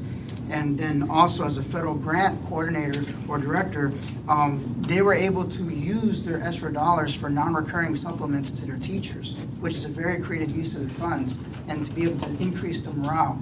And as a result, the vacancy rates in Osceola County, I mean, in Orange County, for teachers, retention is a lot better than Osceola County. So that's something that somebody who can think outside of the box to be able to use the resources available to them to be able to increase, you know, what we're trying to achieve as a strategic plan. So that's my reason for number 11. Number 15, from Marion County, Dr. Hembrook. I tell you, I remember going through the pandemic and watching the viral videos of Marion County and how they handled their public comments, and they were very direct, they were very transparent. And as a matter of fact, you know, I remember after every comment, you know, board member comments, they're one of the boards that weren't afraid to engage with the parents and have parental involvement. At one point, people were during the pandemic, oh, we don't want to, you know, we're scared of, you know, certain people, you know, rioting at the podium. But Marion County was able to address the parent concerns, listen to the stakeholders, and value their opinion. And to me, that means a lot. And the fact that she went to school at UCF, so she's kind of a Central Florida product as well. So very familiar with, again, our student demographics. The next one I have is number 21, Marcos Murillo. And one of the interesting things about him, again, we talk about data and improving test scores. When he was a principal at a Title I school, it was a C to a high B at the end. So when he got the promotion to the next level, again, that's about upward trajectory, not just, you know, okay with the status quo. Somebody that has demonstrated success. And also to note, he's the only bilingual candidate as superintendent. That has value. When you talk about 60% or plus student population here are bilingual or speaking of native of other languages, not just Spanish, somebody who understands that and is able to communicate with the parents in their native tongue is something that we really have to seriously consider in Osceola County. Number 25 is the last one, and Dr. Shanoff, I hope I don't pronounce his name incorrectly. This is an interesting candidate. I know I said I wasn't going to rate them, but boy, this is one that stood out because this person was a principal at the elementary school level, was a principal at the middle school level, and was a principal at the high school level. He was literally a principal at every level of schools that you can do. And then he got promoted to operations officer in working with transportation and logistics, and then got into IT, information technology, which we said in our strategic plan, we're dealing with an ERP system, and you know, it's hard to find a uniform that has, you know, that can do everything in our strategic plan, you know, great. But here is somebody with experience in every single component of our strategic plan, from educator to logistician, from middle school to high school. I mean, like, wow, that is one impressive resume that we have to really seriously consider as one of the finalists and somebody that we definitely want to bring into the, to look as a finalist. And to me, those are the only ones. We can consider other ones, but to me, those are the ones that really stand to the top that I want to. Let me make sure I've captured your selections correctly. I have applicant number 4, 11, 15, 21, 25. Yes, ma'am. Thank you, sir. Mr. Arguello? Yes, I have 5. I have Dr. James Larson, Dr. Kim Moore, Mr. Terrence Connor, Dr. Ann Hembrook, and Dr. Thomas A. Hart. For me, just having read through all of these community forums that we had, it was very evident that people didn't really want someone from inside the district. So now, in a lot of the things where they mention, I think that Dr. Allen, he actually exhibits a lot of these characteristics, positive characteristics, traits. I believe he's a man of integrity. I believe he knows what he's doing. But in the end, if we're gonna have people want a reset button in Osceola County. I think that that's very evident in all of the focus groups. You talk to the teachers, you talk to a lot of people, they love Mr. Allen, but they still want a reset button. And I don't think that Mr. Allen provides the district or the community that. In every other respect, I think he's an excellent person, an excellent candidate. But honestly, I wouldn't want and this is me, because I'm the only one who would say something as forcefully as this. I don't want another Dr. Pace, right? It's the furthest thing that I want, so that's not what I'm looking for. I don't think that we have had any real creative or innovative educational movements in Osceola County. Our scores are not great. Behavior is out of control. We are suffering at the very highest levels all the troubles that all districts throughout the country are. So to stick with the same, for me, that's a disservice to the community, irrespective of how good of a candidate Dr. Allen would be. And I think that that's not fair to put him in that. Also, there's a tremendous issue of transparency, and I've already had in the district, in my conversations with stakeholders, teachers, and everyone down the line in the district, they already perceive as Mr. Allen having been the anointed person who's going to win this seat. So they have seen us do this type of anointing before. So again, that's a disservice. So I would say, to no fault of Dr. Allen, the district has made it difficult for him to be a fair choice here. All the other ones I think are qualified.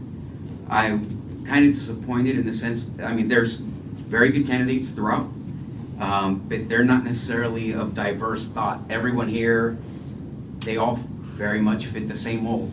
They are career educators, and it would be someone, I would have liked someone that had a real diverse background or diverse set of experiences more than we have. However, I do think that the ones that I've chosen are all qualified that could handle this district. Let me make sure I've captured your choices correctly. I have number 11, 13, 14, 15, and 22. Yes. Thank you. Ms. Calhoun? I'm going to keep this short and sweet. I'm going with all candidates from the committee except for 22 and 23. Okay.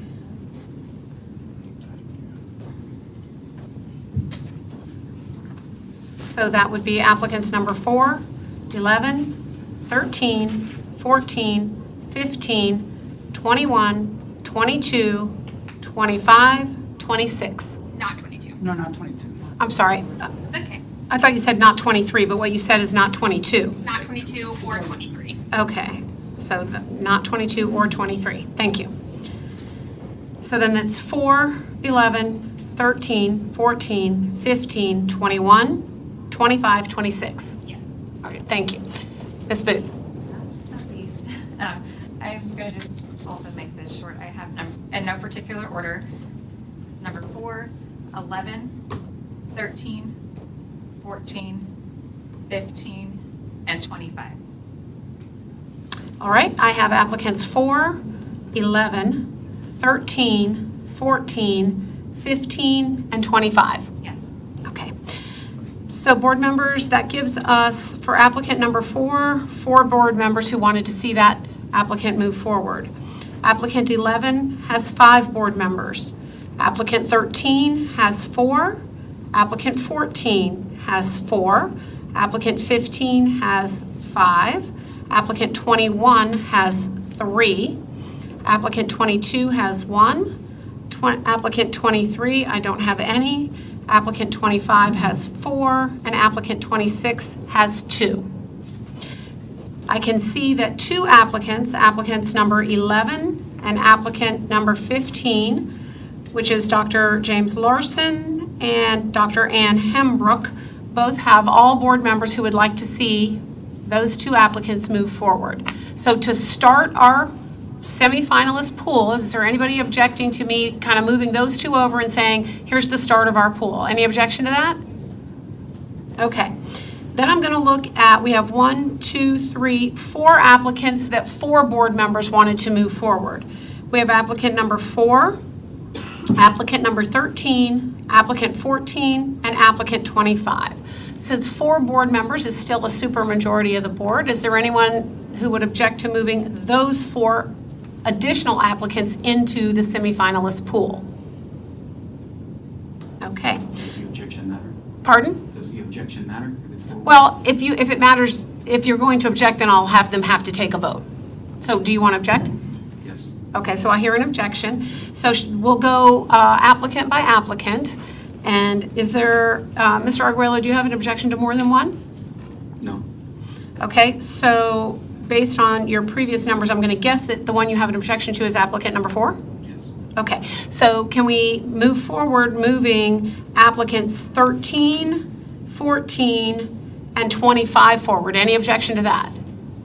I do object to 13. Okay, we have an objection to 13. All right, so then we'll look at applicants 14 and 25, both of which have 4 board members that would like to see them move forward. Is there any objection to moving applicants 14 and 25 forward into your semifinalist pool? All right, 14 and 25. Then we will move with applicant number 4, who is Dr. Michael Allen. I do see 4 board members. Madam Chair, would you like to take an official vote on this one? I motion to approve him forward. I'm sorry, I couldn't hear you. I motion to approve him forward. Second. Motion by Ms. Cahoon and a second by Mr. Melendez. All those in favor? Aye. Aye. Motion carries 4-1. Okay, so that would move applicant number 4, Michael Allen, into the semifinalist pool by a vote of 4-1. Let's move on to applicant number 13. Can we also do the same for that applicant? I motion to approve him forward, her forward. A point of order, can I have the name of the applicant, please? I'm looking at their resumes. Sure, it's Dr. Kim Moore. Thank you. I have a motion on the table. I'll second. Board, all those in favor? Aye. Aye. Opposed? Aye. Motion carries 4-1. All right, so I have applicant number 13, Dr. Kim Moore, moving forward on a vote of 4-1. At this point, you have 6 applicants in the semifinalist pool. We also have 1 applicant, applicant Marcos Murillo, who had 3 board members that wanted to move Mr. Murillo forward. Is there any objection to moving him forward? All right, then we will move Mr. Murillo forward. That gives us 7 in the semifinalist pool. We still have 1 applicant, Dr. Anna Griffin DeWeese, that has 2 board members who want to move her forward. How would you like me to handle the one that has 2 board members that would like to move that person forward? I would object. I'm sorry? I would object. Okay. So if we have an objection, board members, I don't know if you want to move a formal vote on this or not, but We can go ahead and make a formal, is there a motion? A motion to move her forward. A second? Is there a second? With no second, motion dies. okay. And then we have the final applicant that had any votes is Dr. Thomas A. Hart. So how would you like me to move forward with him? Do you want to try it with a motion there, Mr. Arguello? I think you were the one that promoted him. A motion moving forward. Is there a second? Seeing none, motion dies. Okay, so in your semifinalist applicant pool, I have applicant number 4, Dr. Michael Allen, applicant 11, Dr. James Larson, applicant 13, Dr. Kim Moore, applicant 14, Terrence Connor, applicant 15, Dr. Ann Hembrook, applicant 21, Marcus Murillo, and applicant 25, Dr. Mark Shanoff. Madam Chair, would you like to get a formal vote for the pool of applicants, please? Is there any objection to moving forward the semifinalist pool as agreed upon? Motion to approve. Second. Motion by Ms. Cahoon, a second by Mr. Melendez. Any discussion further? Seeing none, our semifinalists. Yes, ma'am, we have 7 semifinalists. Thank you. Dr. Vogel has a few items that he'd like to bring to your attention, including a sample interview schedule, which is not final, but it's a sample so he can give you an idea of the types of things that are being planned. Just for clarification, was that a 5-0 vote or a 4-0 vote? Do I need to call the vote? Call the vote. We didn't call the vote. I can call the vote. All those in favor? Aye. Aye. Opposed? Aye. Okay, so fine. Thank you. Sorry, I thought that you did. I apologize. Thank you, Ms. Okay, thank you very much. I believe you have a copy of a 4 finalist schedule in front of you, and I'd like to just review this briefly with you and let you know where we are on it right now. Of course, as Mrs. Messina said, we may have 3, we may have 5. We're not sure how many we're going to have right now, but this will give you an idea. The applicants, the finalists would arrive in the area on June 4th. And Mr. Schaefer is working on a hotel location for them right now. We haven't finalized that yet. And then on June 5th, that would be a full day of interviews in front of the entire board. And we would start out with a breakfast here at the district office. And then we would do a round robin of interviews. We would have a candidate being interviewed, and the way we decide who goes first is by the number of their application. So the lower number starts first, and we work through it that way. And while the individual is being interviewed, then the other candidates would be on school and community tours. And the board suggested that we ask people who are on the search committee if they like to volunteer. And we do have 4 people that have volunteered from the community from that committee. We may need an additional person, and normally what we recommend is someone from the community and then a staff person also accompany them. And what we'd like to do is if you have any suggestions for staff people, please give them to Mrs. Culver by the 22nd. If not, then we'll go ahead and work out those particular pairings, and we'll work with Dana on school community tours. So that's what would happen on June 5th, and we would do that rotation. The interviews are for an hour and a half, and at our next meeting, when we get back together, we'll talk a little bit about the question areas and get feedback from you on those. Then we would have a luncheon that day. We'd have it probably here at the district office unless the tours interfered, and then the tour guides might stop at a local restaurant. Then that evening, from 5 to 5:45, we would have a dinner for the finalists. It would be a light dinner. And since Dana has scheduled the reception at Valencia, we would, if they have a room there, we'd probably like to have the dinner there because it's just a short time for dinner, depending on how many applicants that we have. And then after that, we would go to a meet and greet. And the format for that would be that each of the finalists would be in a separate, and together, let's say in the area where they're eating, and then we would call them out one by one, and they would take about 5 minutes to answer a question or talk about why they're interested in being the superintendent here, and then they would return back to their room until all of the finalists have made a presentation to those people that are in attendance, and then they would go to each area of the room. We like to have them all in one large room, like we did last time, and then the people from the community would circulate around and they could go ahead and meet with them. We encourage them to bring their spouses with them and participate in the activities for that particular day. One thing that I know Mr. Kruckenbacher has talked about is the board involvement in the breakfast, the lunch, and then the reception. So, Mr. Kruckenbacher, would you like to clarify board involvement in that?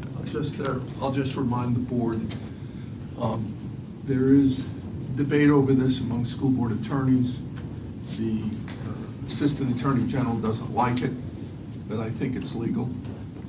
You can attend these. You are not to speak to each other at these meetings, and you should not talk where one of you can overhear the other talking, where somebody could say you just talk loud so they heard what you were thinking. You really got to kind of be careful at these. Now, Bill, at the dinner, is that open to the public, or is that just the It's just the finalists, and if their spouses are with them, and then FSBA. Okay, so the board will not be at that one. They'll only be at the open ones where the public is also. Okay, and then Tanya, you would post that one or more of them may be at those meetings. Okay, great, thank you. Thank you so much. Then the next day, we would have the individual one-on-one interviews with the board members, and we would start out with a breakfast, and Mrs. Schaefer is working on room locations, and ideally what we like to have is a board member, it has a room that they're in for the duration, and then the candidates would rotate around for an hour interview with each of the board members. One of the things that we also offer that's worked out extremely well is the use of community feedback through QR codes.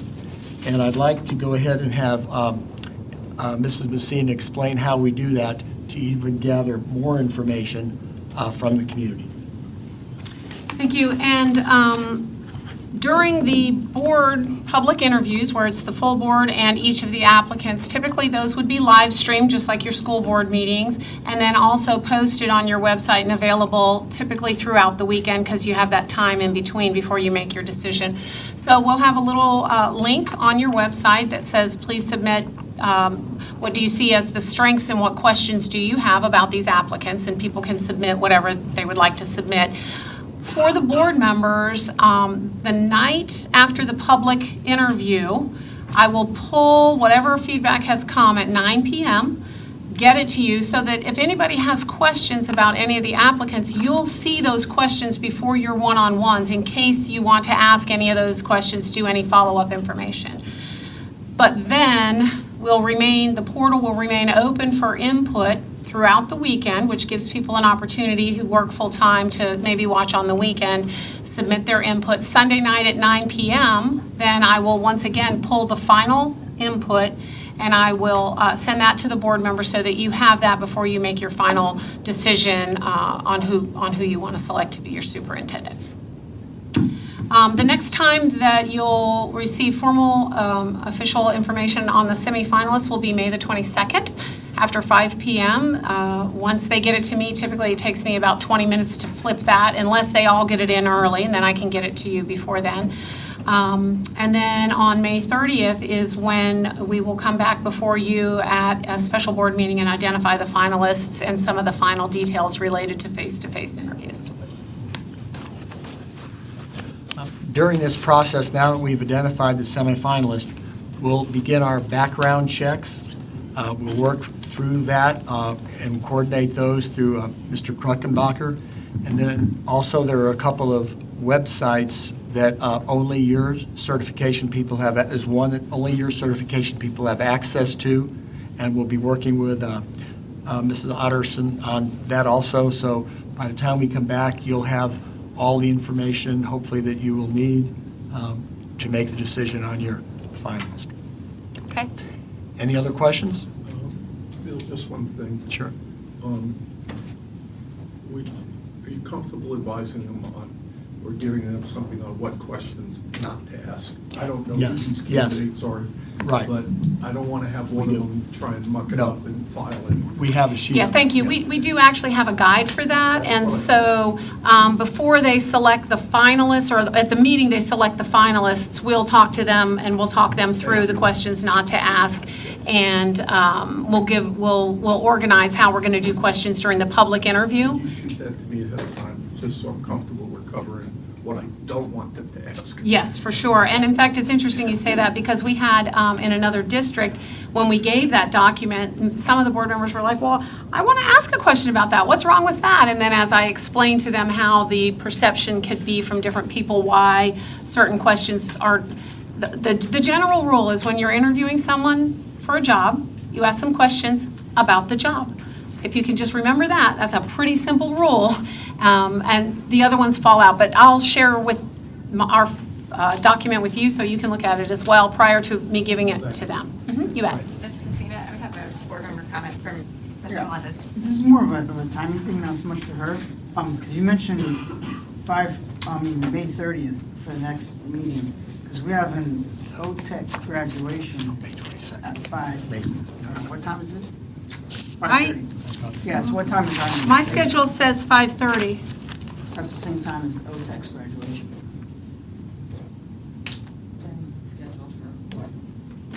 Final selection.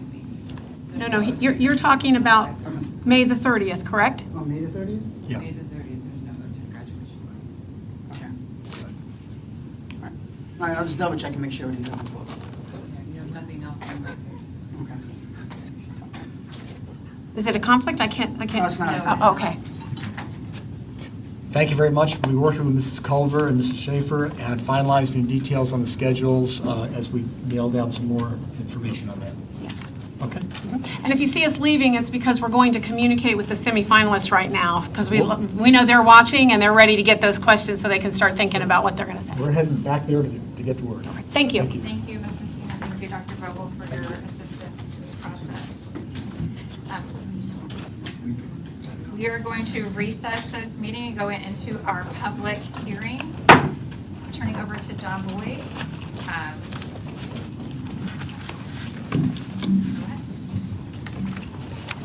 Good evening, board members. We're bringing back to you a slate of proposed changes to our school board rules, including one new school board rule, and there will be 3 additional ones that were not in the actual workshop, but I will refer to those in detail when we get there. After I've read into the record the summary of each of these proposed rule revisions, we would pause at this time for opportunity for public comment, if there is any, and then ask for you to take action thereafter. So, without further ado, Rule 7.85, online educational services agreements or contracts, would be a new proposed school board rule that creates policy to implement recent revisions to State Board of Education Rule 6A-1.0018, Education Records, Florida Administrative Code, regarding student records within online educational services and requirements for contracts or agreements with third-party vendors to protect the privacy of education records and student personally identifiable information. Rule 2.22, board meetings, is a new addition that was requested at the last, at the board workshop last month. This would add paragraph 10 to establish a 3-minute time limit for school board members to speak to a motion, to set expectations for civility for school board members, and to require any agenda item for new business to be submitted to the superintendent at least, actually in your revision is 8 days, but in the summary I have 5. I apologize for that error. prior to the scheduled school board meeting. Rule 2.90, tobacco-free and smoking-free environment, revises paragraph 8B to specify Florida Tobacco Prevention Program as a cessation support program. 4.10, the curriculum updates paragraphs 1, 2, and 3 to comply with recent changes in state law and to provide consistency with district precedent and current practice. Rule 4.22, education media material selection, revises paragraphs 1 and 3 and adds paragraph 2 to comply with recent changes in state law to provide consistency with district precedent and current practice, specifically State Board of Education Rules 6A-1.094124, required instruction, planning, and reporting, 6A-7.0713, elementary school website listing of library materials and reading lists, 6A-7.0715, certifications and plans for instructional materials and library media, and 6A-10.081, principles of professional conduct for the education profession in Florida, Florida Administrative Code. Rule 5.62, administration of medication, adds paragraph 2B to establish policy related to the maintenance and administration of Narcan per revisions in sections 381.887, emergency treatment for suspected opioid overdose, and 499.003, definitions of terms used in this part, Florida statutes. 5.70, student records, adds paragraph 12 to reflect recent revisions to State Board of Education Rule 6A-1.0018, education records, Florida Administrative Code, regarding threat assessment records. Rule 6.11, employment defined, is a new addition. It would add paragraph 7 to establish and define the school district's remote work policy. 6.21, district certificates, is also a new addition, and it would, oh no, it was not a new addition, scratch that. 6.21, district certificates, revises paragraph 1A to reflect changes within House Bill 1 that extend the period of a temporary teacher's certificate from 3 to 5 years. 6.52, resignations, is an addition. It revises paragraph 1 and 2 to add, or the superintendent's designee, to reflect school district practice, and there is a grammatical correction. The last set of changes all affect the Code of Student Conduct. The first one is general. It revises policy in the document to comply with recent changes in state law and to comply, or to provide consistency with school district precedent and current practice. On page 1, it revises the title to reflect the upcoming new school year. It updates the revision date on the title page to reflect the effective date. Pages 18, 20 through 24 revises definition of terms section to reflect changes in state law related to school environmental safety incident reporting, SESR, and to reflect district review committee recommendations. Page 26 revises the standards of conduct for riding a school bus section to require students to scan their school-issued identification badges when entering or exiting the school bus when scan devices are present. Page 28 revises the due process section to add a definition of threat assessments per sections 1001.212, Clause 12, and 1006.07, Clause 7, Florida statutes.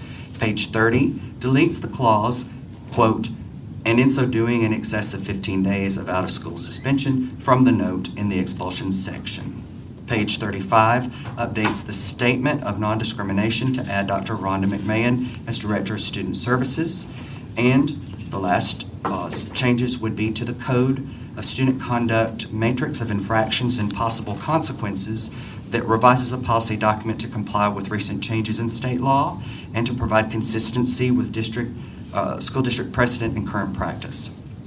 In response to board member question at the last workshop related to these sets of rules for the change on page 26 about the school bus, this would be addressed in the matrix of infractions with the code for disruption on a bus, and the first consequence, and all consequences are progressive, would be a call to parents, and no students would be denied transportation, but there would be that consequence.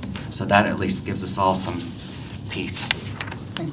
And I'll pause at this time for the opportunity for public comment. Is there any public comment at this time for a public hearing? Seeing none, I do have board member comment. Mr. Melendez. Thank you, Madam Chair. I appreciate the slight modification for the school buses. The other concern I do have is just some minor tweaks on Rule 2.22. That's the new one on the school board rules, the school board discussion points. Yes, sir. On number F, where it says the school board chair shall have the authority to recognize speakers to motion, I want to be able to add to it, because one thing that we had discussed last time is that, you know, it's kind of similar to like most political debates, where you have an opening statement, you have like your rebuttal, then like a closing statement. And so I want to be able to add that at the end of F. So keep the first sentence as is, but the chair may extend a final 3 minutes to allow for a board member to make a closing statement as long as it relates to the topic at hand. So making sure that it's germane, so it's not like they can make a closing statement on XYZ, they have to make a closing statement on what they're doing. And then the other item is number I. I understand how we're trying to like let new business kind of be discussed, later, but I don't want to put there definitively that it cannot be discussed.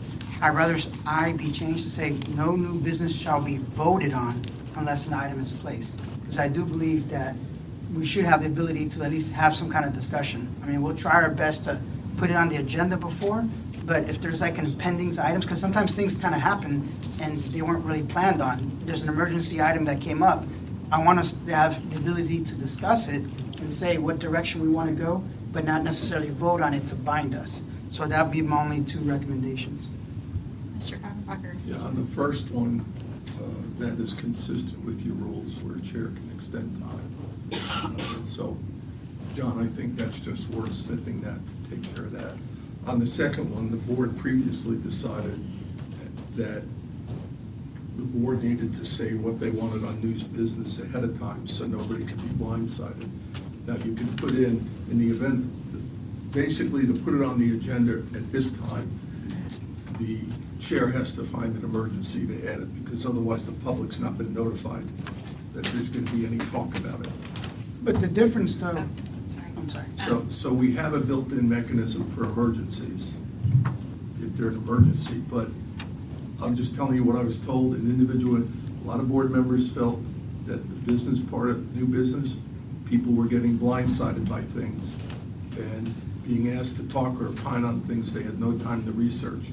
That is what was behind the chair at the time bringing forward that you had to be notified ahead of time to put it on new business. And then the chair controls the agenda where the board overrides the chair.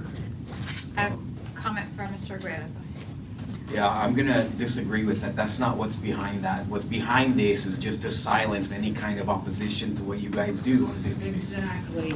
So, number one, 3 minutes, okay, whatever, it's not the world's biggest deal.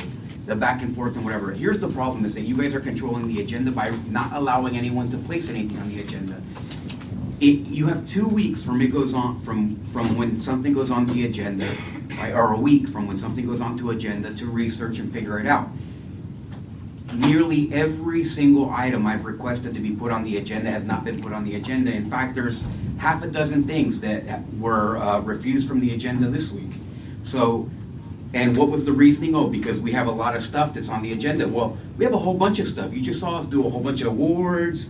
You saw us do a whole accreditation for, that we probably didn't even deserve. We have a variety of different things, but serious things like people doing political promotion at our graduation ceremonies. No, that's not important enough. District personnel allocations, that's not important enough. An extra 50 grand or 100 grand or whatever it is on that St. Cloud football field that hasn't come before the board, and apparently you guys aren't intending to put it on the board. That's not important enough. Review of the maintenance projects, I think that there's being hundreds of thousands of dollars being spent right behind us, and no review of that. That's not important enough. Kids being sexually abused in celebration, and whether people are turning over evidence or not to the police or what they're doing, that's not important enough. bit. The shenanigans of somebody getting an award, that's fine. We're gonna waste time doing that stuff. I mean, it's the purpose of this is the silence of board member and nothing else. Please don't pretend, because 3 minutes has not been passed many times. It's completely unnecessary, and it's BS is all it is. Thank you, Mr. You're welcome. Arguello. So I am looking for a vote. Motion to approve. I have a motion to approve by Ms. I'm sorry. Yes, with the wordsmithing that you mentioned for. I will need to respond with clarity to ask about that. Because, Mr. Melendez, if you look at paragraph C, I tried to capture in that paragraph what you were questioning. Each school board member shall be permitted a second 3 minutes to respond, rebut, or ask a question about the motion being discussed in response to another board member's comments or the response of a recognized speaker. Does that capture what you're wanting for closing argument? No, that was the second part, because this is what we discussed at the last meeting when Chairman Castillo was here and she agreed, was if we're gonna write that second one in there as a right, is the closing statement should also be written in there as well. Because I know it's the chair's, issue, but if we're being codifying something, I think it's proper to codify a closing argument. I have a motion on the table. Can we clarify the motion, please? The motion was to adopt the rule with the modification that a board member would be given the opportunity to have closing argument on the issue. I have a motion by Ms. Cahoon. Do I have a second? Second. Second by Mr. Melendez. Discussion. Discussion. Perfect. Thank you. Mr. Graham. Yeah, what happens if, let's say that there's item 3.01, and in item 3.01, there's 4 different issues at hand, which happens. It'll happen tonight. And so do you get 3 minutes for all 4 of those things, or do you get 3 minutes for each one of those things? If I was chairing the meeting, I would strictly run it and break it down issue by issue and give each board member 3 minutes on each issue. Regardless if it's within the same numbered agenda item? Right, but I keep every board member on task that we're talking about this issue first and then goes on. I think that's the way it should run. Yeah, I just think that this is a complete and total waste of time. It shows that this board lacks any seriousness to it, really. It's a joke. Thank you, Mr. Arguello. We'll go ahead and call the vote. All those in favor, say aye. Aye. Opposed? Aye. Motion carries 3-1. Thank you. Thank you, board members. Thank you, Mr. Wood. Thank you, ma'am. On to item number 6, item modification. We'll go ahead and go through, starting to my right. Mr. Melendez, any items? Yeah, 1602, and I believe 1701. Mr. Arguello. 8.01, 9.03, 9.05, 9.06, 13.01, 14.03, 16.02, 16.03, 16.04, 17.01. Ms. Cahoon. No additional. And Dr. Pace. Mr. Kuppenbacher had asked to pull item 20.03. As well as 20.01 and 20.02.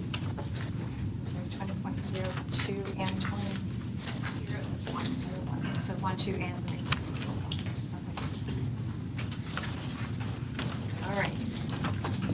So let's motion to vote on consent minus item number 16.02, 17.01, 8.01, 9.03, 9.05, 9.06, 13.01, 14.03, 16.02, 16.03, 16.04, 17.01, 20.01, 20.02, and 20.03. Is there a motion? Motion to approve. Second. Motion to approve by Ms. Cahoon, a second by Mr. Melendez. All those in favor say aye. Aye. Aye. Opposed? Aye. Motion carries 3-1. Going on to item number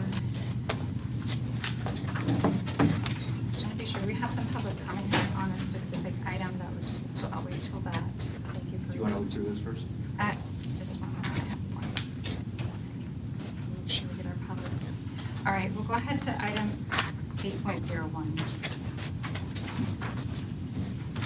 Is there a public comment on that one? No. Mr. Green.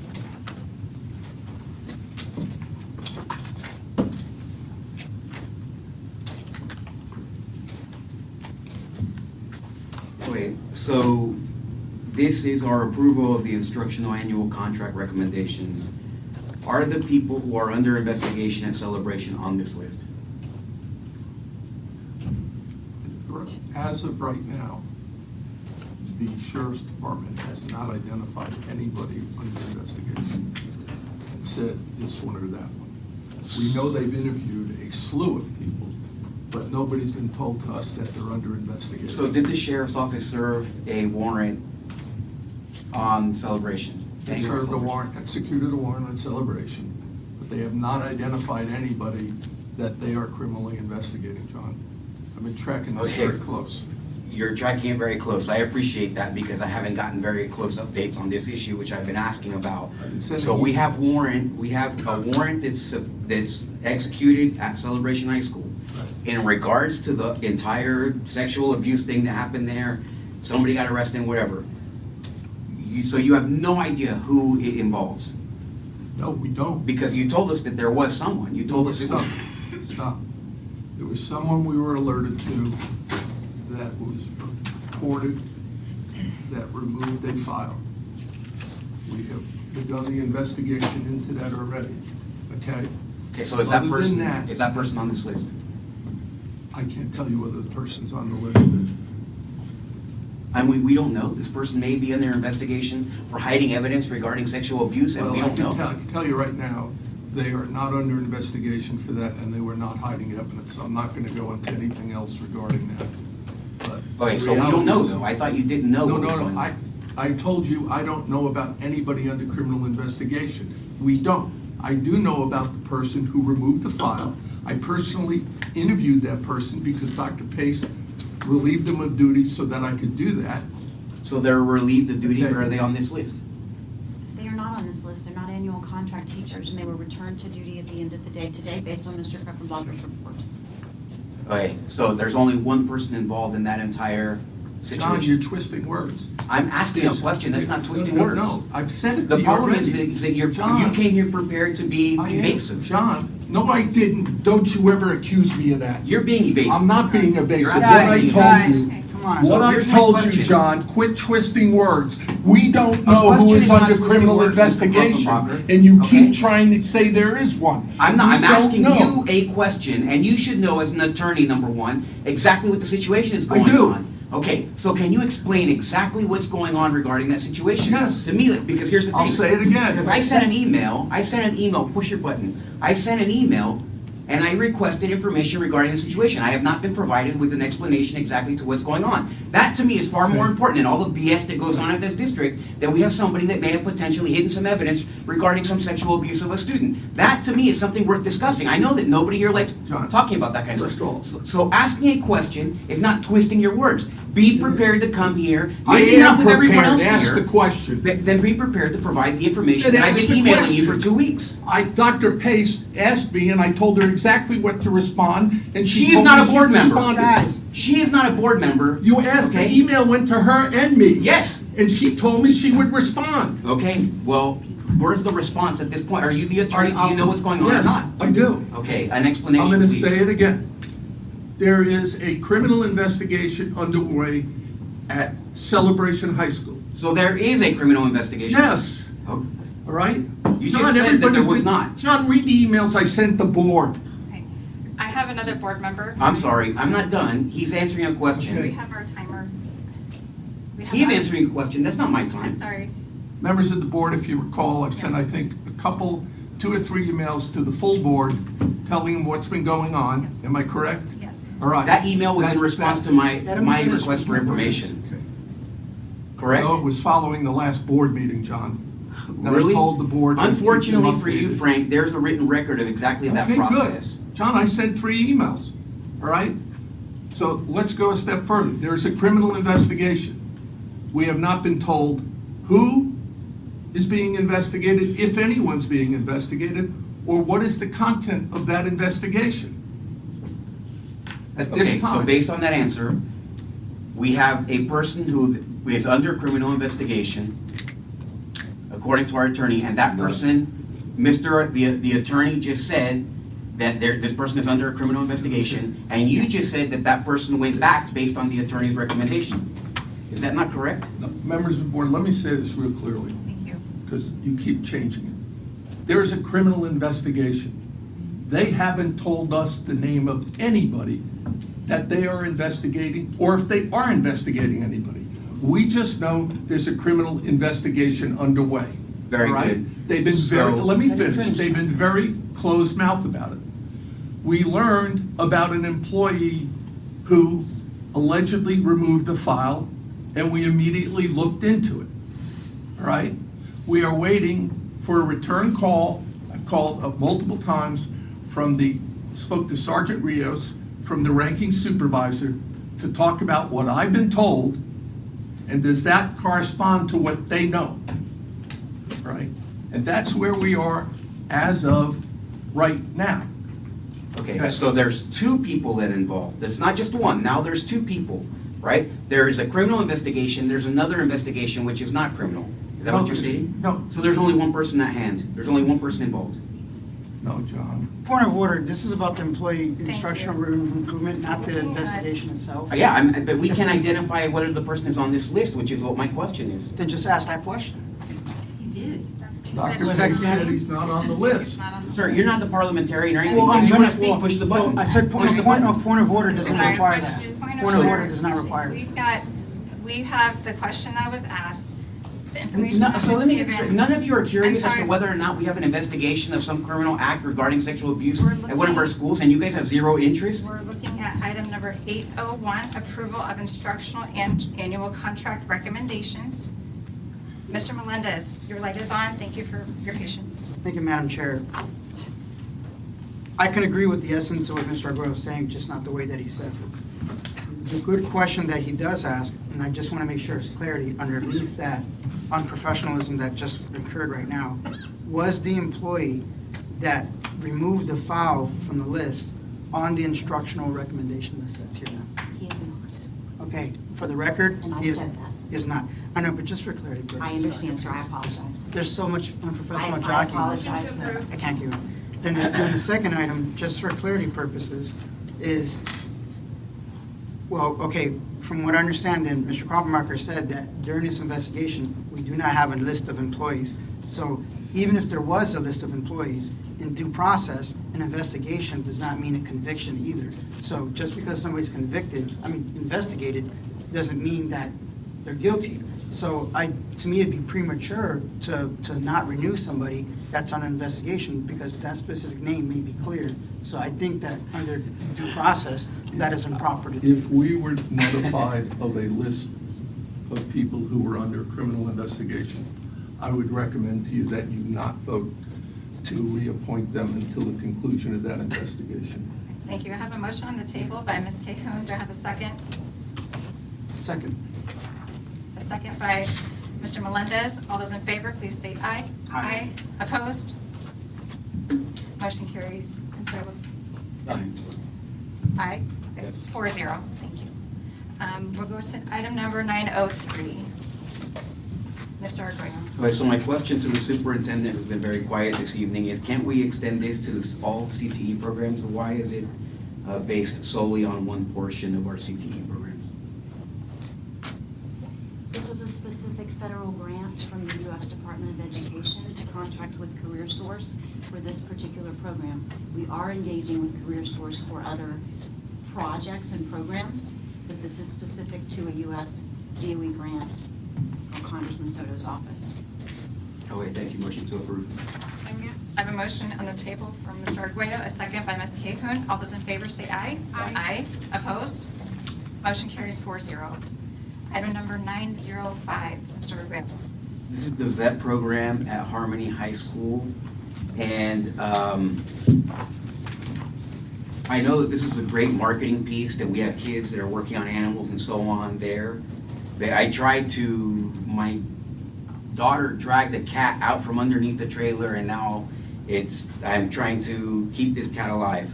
So of course I tried to support our program at Harmony High School, and but it's very hard to get this process. So is this happening? Is this program happening?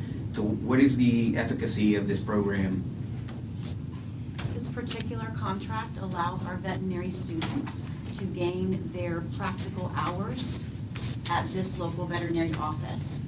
The program at Harmony High School is a snippet clinic and just provides some basic vet services, but not a full-fledged vet clinic. I mean, but is it actually providing services on a recurring basis at this school? We've had multiple students in the last 2 years now earn their industry certification. Okay, motion to approve. I have a motion on the table and a second, a motion by Mr. Aguero, a second by Mrs. Kagan. Board, let's vote. All those in favor say aye. Aye. Aye. Motion carries 4-0. Item number 906, Mr. Aguero. So this is regarding the approval of Carnegie Learning. And so I want to make this point here. This is the type of contract I see that you guys have a little quote outs from some people who've taken the training. And I just thought in a previous training, and about a year ago, we had a teacher who came here who was told at a training to check his white privilege, right? And I thought it's pretty pertinent here. Just so that you know, that teacher actually left our district, went to Polk County, right? And he only had two students in his entire program that did not pass the algebra EOC. In fact, his scores took a school from a D to a C, and he went to a minority-majority school, right, that was very challenged. His first year there, which was only half of the year, 78% passed the EOC. Last year, 98% passed the EOC. He received highly effective for 8 or 9 years in a row, and he received a $15,000 bonus last year. He has since his arrival, he no longer has any level 2 students in his program, and he was named Teacher of the Year. So how about we reach out to that teacher and ask him to come train our teachers? Because it seems like the teachers that you chase out of here and that you don't like so much are the ones that are doing the better job. Motion to approve 9.06. I have a motion on the table. Is there a second? I get a second with discussion. Okay. Mr. Melendez. I was kind of looking through the contract, and it's hard to, and some of it, we used to have language that guaranteed that they were meeting the state requirements, that they weren't, teaching things outside of the law as far as parental rights. In every single contract. And I don't quite see it on this one. Is there a clause number that says, because I put Mr. Aguero's point, that if somebody makes a statement that's contrary to the new state law, that we're just making sure that the coaches are kind of staying within the parameters of state law.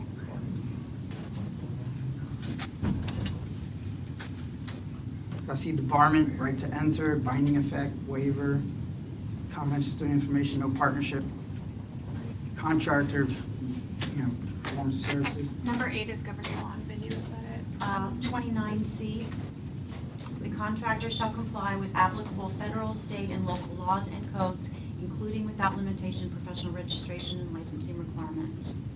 But that means all of them. In addition, it goes on to say the contractor shall perform said services in accordance with generally accepted professional standards and to the extent consistent with the best interests of the school board.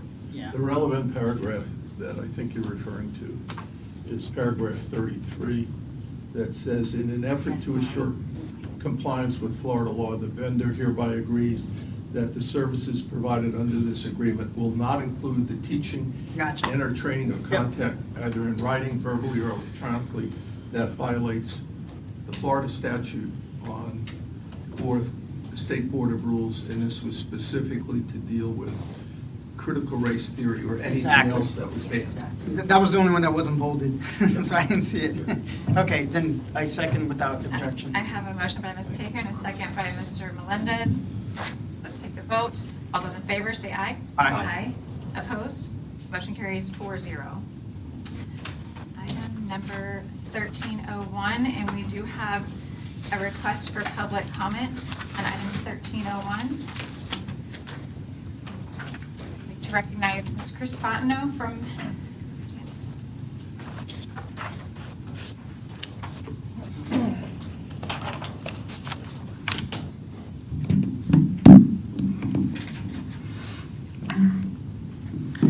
Gaggle technology is a data harvesting tool that violates the privacy of students and claims to provide 24/7, 365-day management analysis of content created and stored in students' district devices. Their AI program monitors students for signs of depression, self-harm, thoughts of suicide, violence towards others, credible threats, pictures of weapons, or potentially harmful situations. The tool helps to find students who are struggling or may not have been identified by other means and delivers critical support where needed. Personal or identifiable info is only available to designated school district personnel to help with student intervention and to ensure student safety. According to their website, they review the following on Google Workspace for Education, Microsoft 360, and Canvas: email messages and subject lines, attachments for all file types, images, gun images and videos, links to websites, conversations, messages, courses, discussions, and items shared from OneDrive and Google Drives. During their monitoring process, if there is a student alert, it is sent to the school's administration. The school administration then delegates the alert to the appropriate personnel like a guidance counselor or social worker. I must have missed where parental involvement is in the process and urge school board counsel to verify that this is not in violation of the Parental Rights in Education or Florida state statute.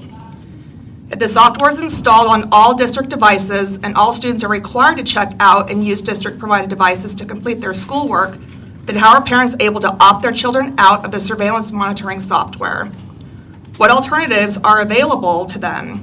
Are they even aware of how Gaggle is monitoring students and that they would be, or that they wouldn't be first informed if there was an alert triggered on their child?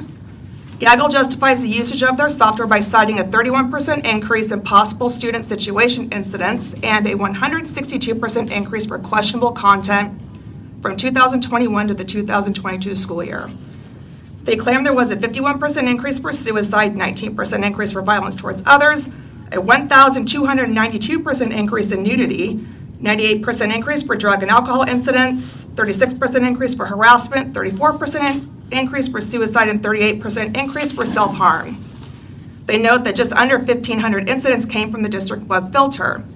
The issues I mentioned aside, why would you want to pay almost $300,000 for software that detects subject matter that's readily available in our school libraries? On page 2 of the original contract, it stated that the school board can terminate the contract at any time. Not only do I urge you to not approve this contract today, but I request you consider terminating the current contract given the reasons I stated. Thank you.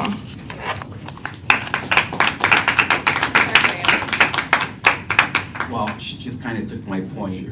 All of this, I'm recommending it be pulled. so all of this stuff here, which is, it's funny that you mentioned that point. I wish I had picked up on that myself, the fact that this is, that they cannot opt out of it, because that is a violation of state statute. And all of this stuff is in our libraries. I don't know why our students risk getting in trouble. All they gotta do is go to the library and they can check it out on, without getting in any trouble at all. In fact, I would recommend that we set Gaggle loose on our libraries, because you would probably find higher percentages, because I went through our libraries. I went casually walked through many of our libraries, and I cannot believe the stuff that so many people have not discovered. It's a ton of stuff that would violate state statute. Not that that would bother you guys, but it was a ton of stuff that would bother state statute for sure, that would not qualify. I would recommend, Mr. Kroppenbacher, that you take a stroll down our library shelves and look for yourself, and wherever you look, you're gonna find things that violate state statute. And I don't know what I mean, we already know that the commission, the book committee, is already rigged. That certainly they're not gonna pull. In fact, they just put Assassination Classroom back on the shelves. So, yeah, we got the email. So Assassination Classroom was approved by the book committee at one of our schools. On our topic of Gaggle, And then- please, on item 1301. Thank you. Madam Chair, I recommend it be pulled. I'm not as much concerned about parental rights, given the things I've seen signed when they use our equipment, but when this was reviewed in my presence, Mr. Thorne talked about a significant amount of damage we avoided in the welfare of kids. So this does not expire at this time.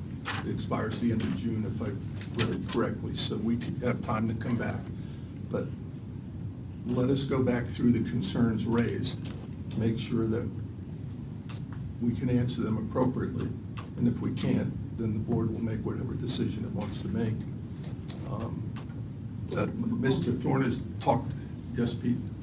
I just want to point out that the percentages that are mentioned in the justifications, especially regarding nudity, are attempts at searching for nudity, which our web filters block. Most students did not get through to those sites. It's just a notification to us that there was an attempt to do a search. So I want to be clear about that. But I think Ms. Fontenot raises an issue that I can't answer right now. When we get a hit like that, is the parent notified? So that Parents are notified for possible student situations in all cases. Okay. In all Well, cases. let's go over that and lay it out at the next meeting, if that's what's happening, to make sure it's happening. Well, before we pull it, can I just have? Mr. Melendez has a comment. Thank you, Madam Chair. And I can appreciate pulling it, but when we pull it, I have a couple concerns that I would like to kind of add to that. And actually, both sides. Number one, is Gaggle just on the student information generated at school, right? So their public device that they have, right? That's not looking at their personal devices, but is it only school-owned property? It's on our network. That's on our network. If a student attaches their phone, for example, to our network, it automatically looks at that information. Yes, and like we said, when somebody. That's part of the network use policy. Correct. That we have for all students and staff. And so we have a right to basically monitor, well, I guess we're looking to monitor who's on our network. So it's not like we're monitoring students at home on their own computers, on their own cell phones. We're only monitoring if they use like their cell phone on our network. That is correct. It has to be a district device. Employees and everyone. Then number two, because I've seen it used for security purposes, and without going into specific cases, when we do expulsion hearings and other things like that, I know law enforcement works closely with that, and we use Gaggle to obtain informants and things like that. So there is a security use for that as well. So there's a possibility that we increase our vulnerability to lack of reporting, because the U.S. Secret Service did a report and said that a lot of the active shooters and major violent events were averted because somebody had informed them ahead of time, or they gathered that plot. So there's some serious security issues as far as getting rid of Gaggle. But I do want to make sure that it is properly done. And like what you said, if it's parental notification, I would like that to be codified. So if we do find anything, before the, I think to Ms. Fontenot's point, where I can make a compromise, is let's say Gaggle finds something. Before we give that recommendation to go to a therapist, before we give a recommendation to do something, that the parent is notified, not the fact that they're getting monitored, because they should be notified in the very beginning when you log on to the district or whatever. But I do believe that the question at hand is not whether or not to use Gaggle, it's whether or not, not whether or not, there should be 100% parental notification when something is discovered, and then discuss with them what the next appropriate course of action is. Thank you, Mr. Melendez. Dr. Pace and then Mr. Arguello. I can just say that parental notification is the first mandatory step in our code of conduct. For example, if there is an issue with the student searching for something that's inappropriate, again, our network filters block it. But more importantly, what we found with the use of Gaggle is the ability to save lives in terms of suicide risks. And that is when the parent and law enforcement are immediately notified. We can have them do a well check for that child and make sure that they're getting help. And that's a 24-hour, 7-day-a-week monitoring process that our Mr. Thorne, our assistant superintendents, our principals and assistant principals are engaged in, Mr. Noble, along with our security team on an ongoing basis. So yes, we're screening for inappropriate conduct searches that wouldn't get through our filter anyway, but more importantly, it's looking for the safety and security items for things like suicide risk, weapons, bombs, that kind of thing. Madam Chair, my reason for pulling it was to specifically make sure that the parents were being contacted and to bring that back to you. Mr. Thorne is saying that they are being contacted when there's something inappropriate. I'll follow up independently with Pete to make sure it's happening. But at the end of the day, that was my reason for pulling it. you opt into our system when you go on it. Right. So if you don't want to go on it, if you don't like it, just don't opt in now. And I believe, Pete, when you opt in, we tell them we monitor. Absolutely. Yeah, in the That's opting part of in. the, But that's I part think of the most- student code of conduct. I know we've saved a lot of kids involving suicide. I would say I totally agree with Ms. Fontana. We need to be sure the parents are plugged in the minute we get a report. Okay, Mr. Aguayo. I have no further comment. Okay. It's been pulled. Is it? Well, you're Well, the Mr. chair. Cobar's a lawyer, he can't pull it. Yeah. He can recommend Yeah, a I- recommendation, but only a board member. I explained to you why I made the recommendation, Yes. but it's been answered tonight by It's Mr. been Thorne. answered. Okay, so we have item 13.01. Do I have a motion? I motion to approve it. I have a motion by Ms. Cahill. Do I have a second? Mr. Arguello, I have no second. no, I may have a second, Madam Chair, Uh, but it's based on a question to Mr. Arguello, out of respect for his point. Do you feel comfortable then, do you want to do, like, to have like a cursory audit, not like a full-blown audit, just to make sure that it is being 100% notified? Like if someone can come in there as a third party to say, okay, let's confirm that it's happening, just to get that assurance. I'd appreciate the thought, but how much confidence do you have in that the audit would mean anything, provide you with an answer besides anything what they want you to know? So, no, I'm not comfortable at all. I mean, Okay, with that being said, then I'll second the motion. I have a motion by Ms. Cahoon, a second by Mr. Melendez. I'm going to take a point of privilege and reiterate for a moment the board member comment. Back to Mr. Krumpenbacher. Please clarify for me this motion that we're voting forward. Again, when you had stated pull, then to keep, please explain again. Thank you. You have a motion on the table Yes. to approve this item. Right. My previous recommendation was based upon the fact I heard Ms. Fontana and I wanted to look into, but it got answered tonight, are parents being notified immediately? Okay. Right now, I'm going to follow up because there's a lot of players in the system, right? I mean, who's doing it? Is it one person or are we relying on every principal to do it, et cetera?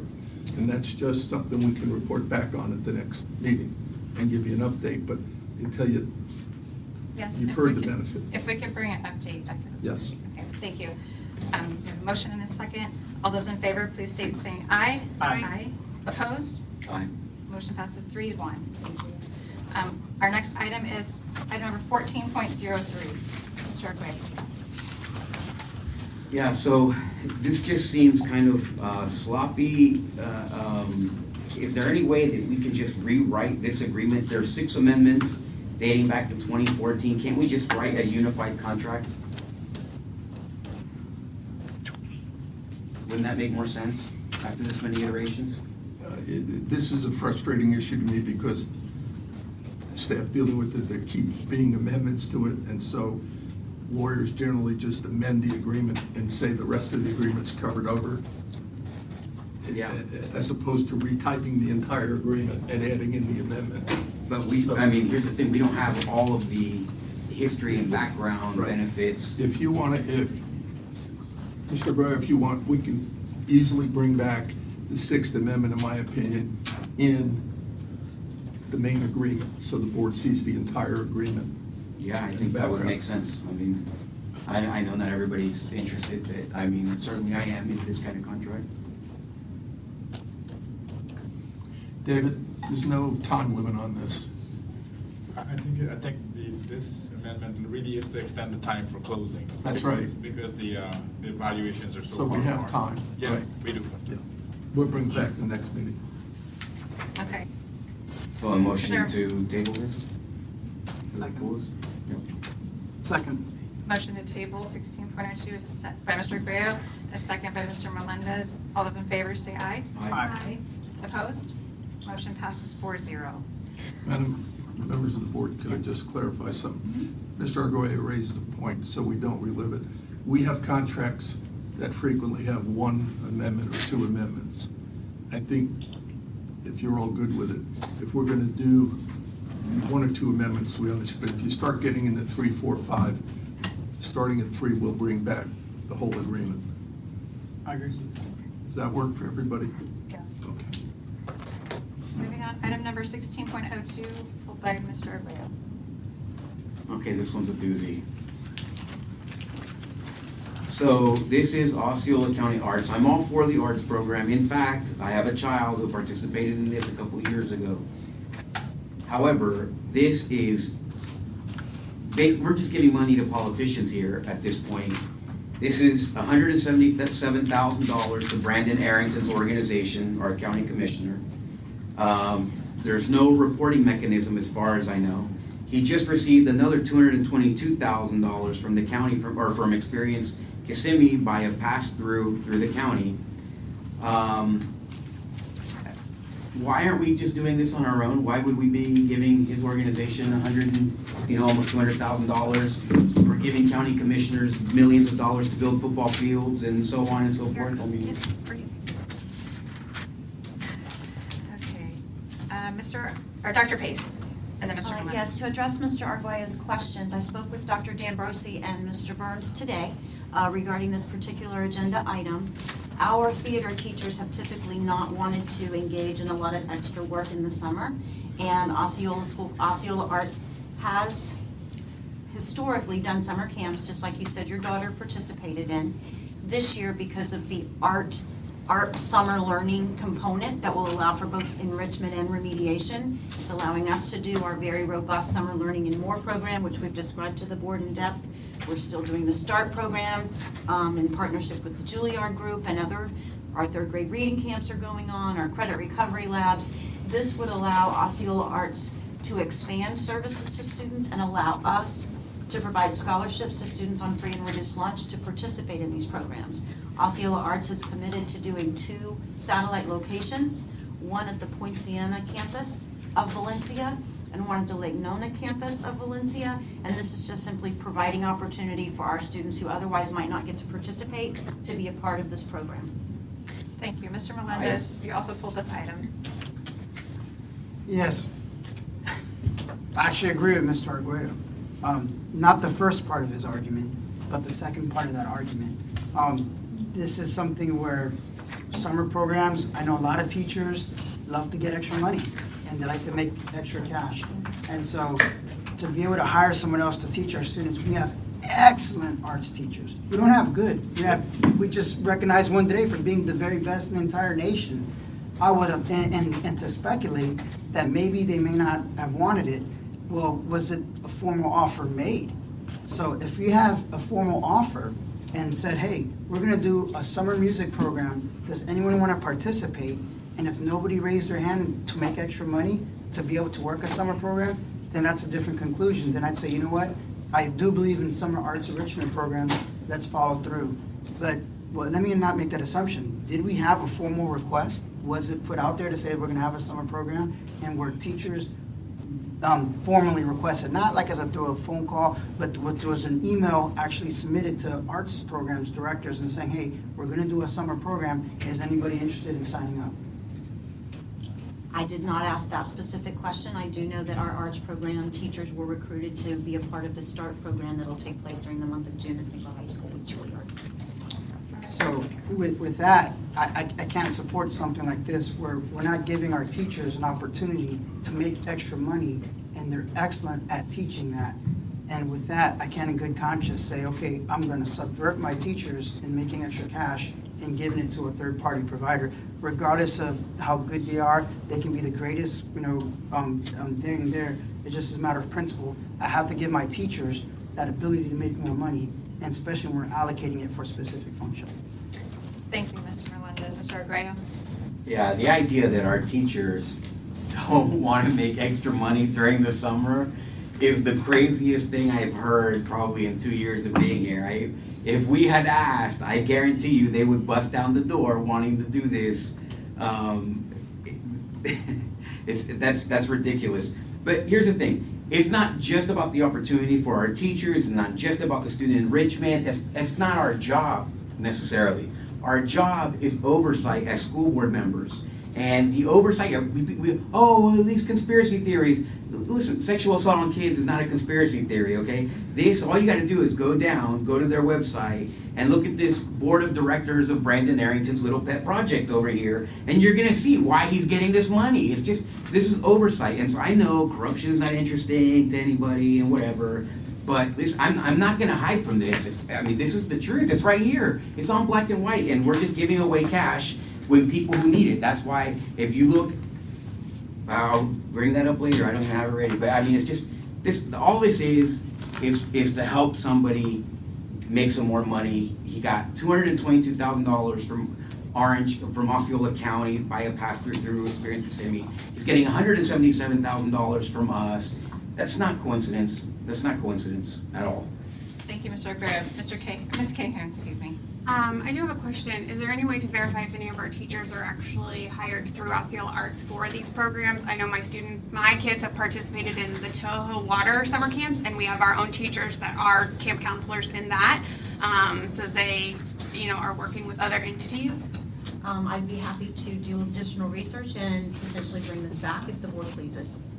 I motion to table it and get some more information. Sorry, Brandon. I'll second that. We have a motion to table by Ms. Cahoon and a second by myself. All those in favor, say by saying aye. Aye. Motion carries 4-0. Item number 1603. Mr. Aguirre.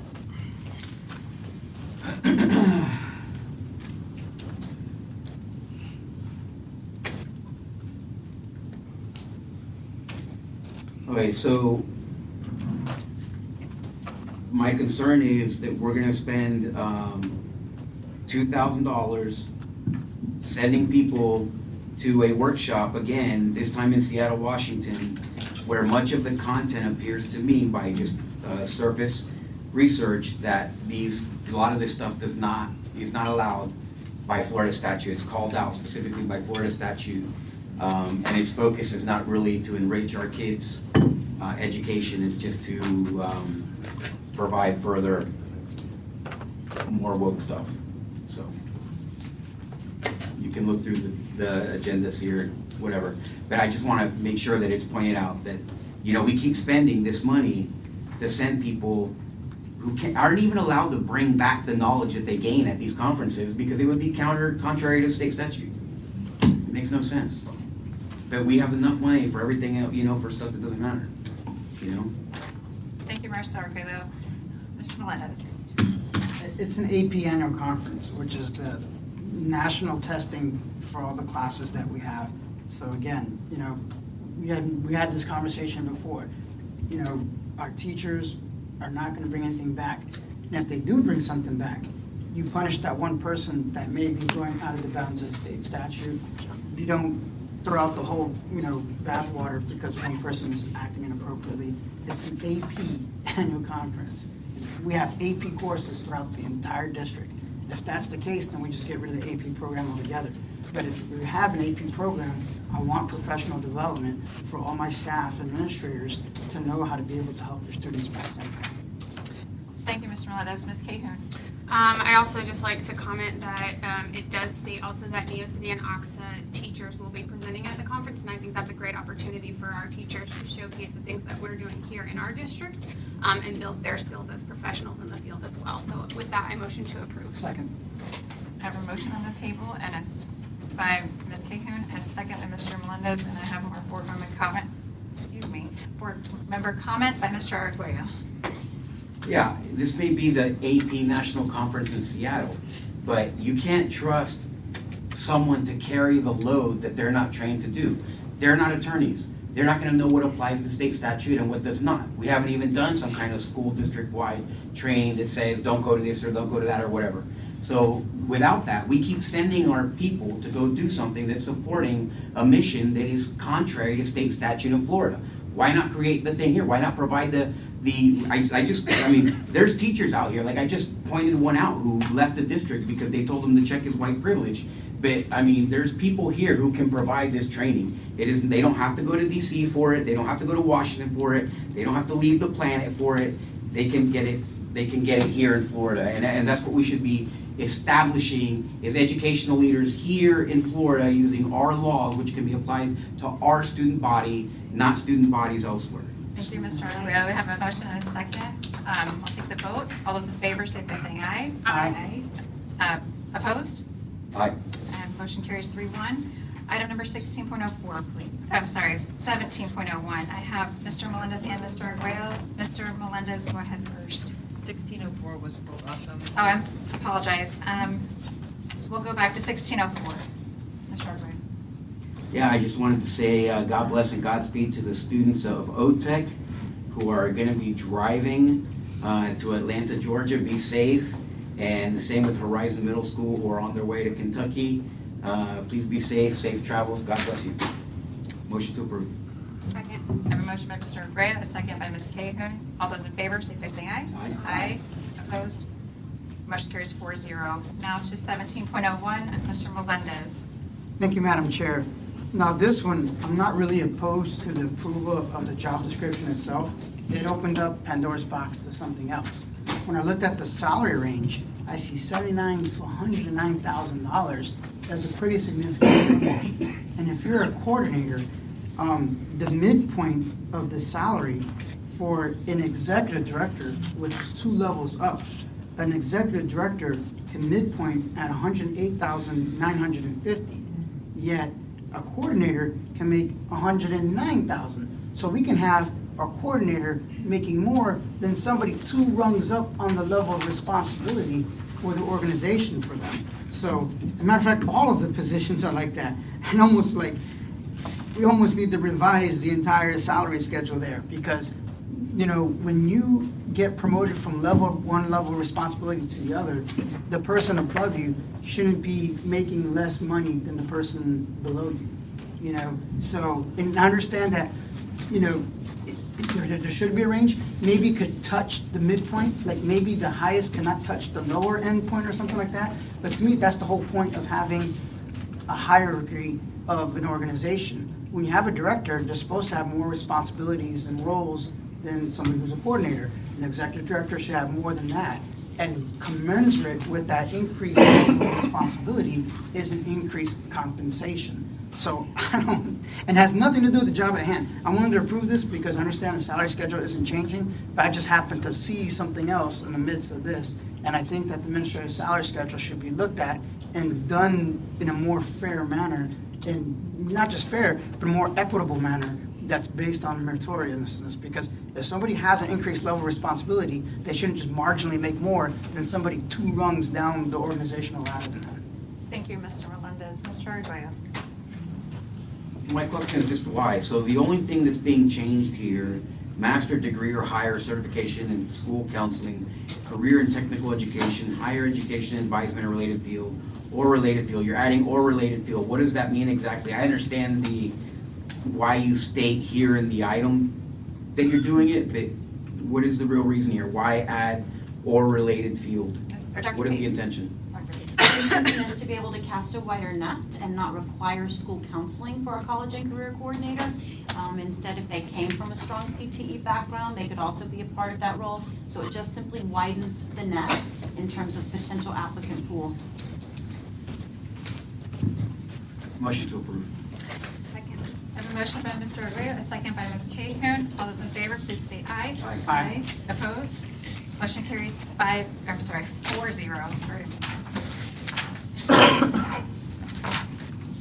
I would like to be able to. We have. I'm sorry, Madam Chair. As part of that item, since I discussed that salary schedule, and since it's 8 days ahead, can I place that as a new business item at the subsequent meeting to discuss the whole salary schedule? Yes, thank you. Okay. Thank you, Madam Chair. All right, so we're allowed to add things to the agenda for our next So meeting? we have Dr. So are we allowed to Pace. add agenda items to the next meeting from here? So, yes. Under new business, you can bring up and say, I'd like this on the next agenda. Okay, in that case, I would like the things that I've emailed the superintendent previously for this agenda to be placed onto the next agenda under new business. So noted. Mr. Krumpelbacher, there are 3 items that were pulled. Is this pulled for discussion? 20.03, 20.01, 20.02.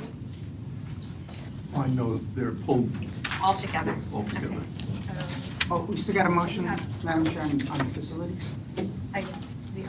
Pardon me. Yes, we're going to one by one. Thank you so much. Or a motion to approve 1814. Motion by Mr. Melendez, do I have a second? Second. A second by Ms. Cahoon. All those in favor, say by saying aye. Aye. Aye. Opposed? Motion carries 4-0. Madam Chair, if you would indulge me a second, I apologize to the board, but I was notified that by facilities that on item 14.03, the current agreement will expire, David, on June 1st. And we don't have a board meeting before then.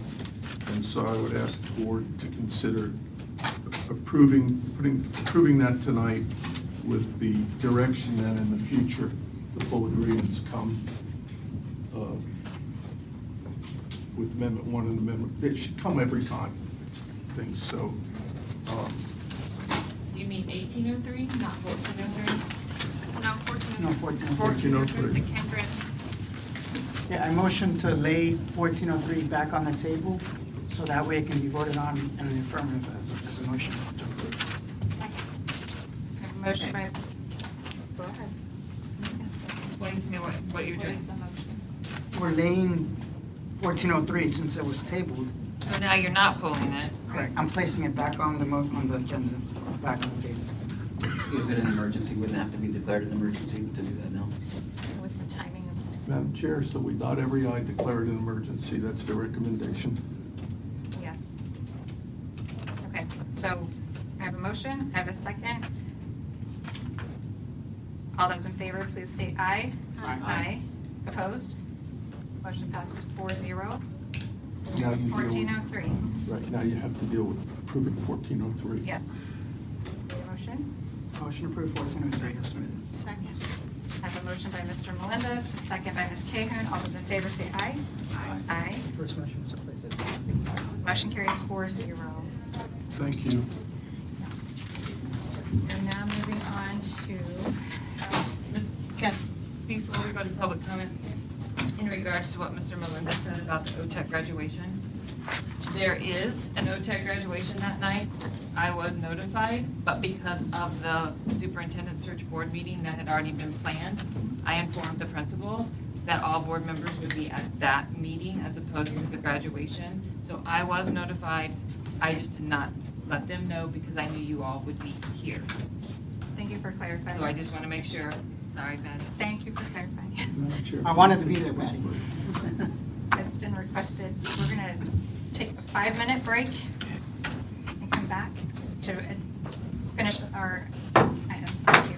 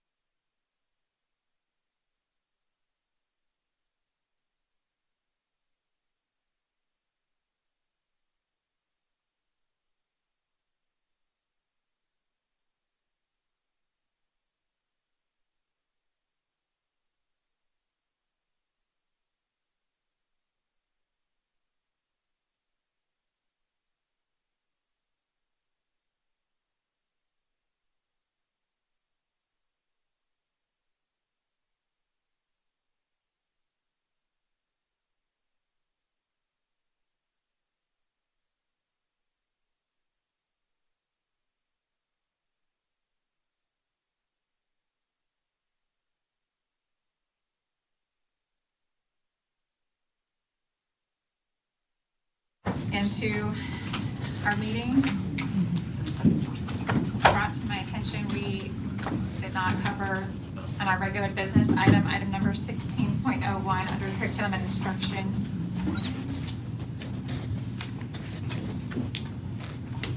Motion to approve. Second. I have a motion by Mrs. Cahoon and a second by Mr. Melendez. All those in favor, please state by aye. Aye. Opposed? Motion passes 4-0. Thank you. And now we're coming to our point in our meeting for public comment.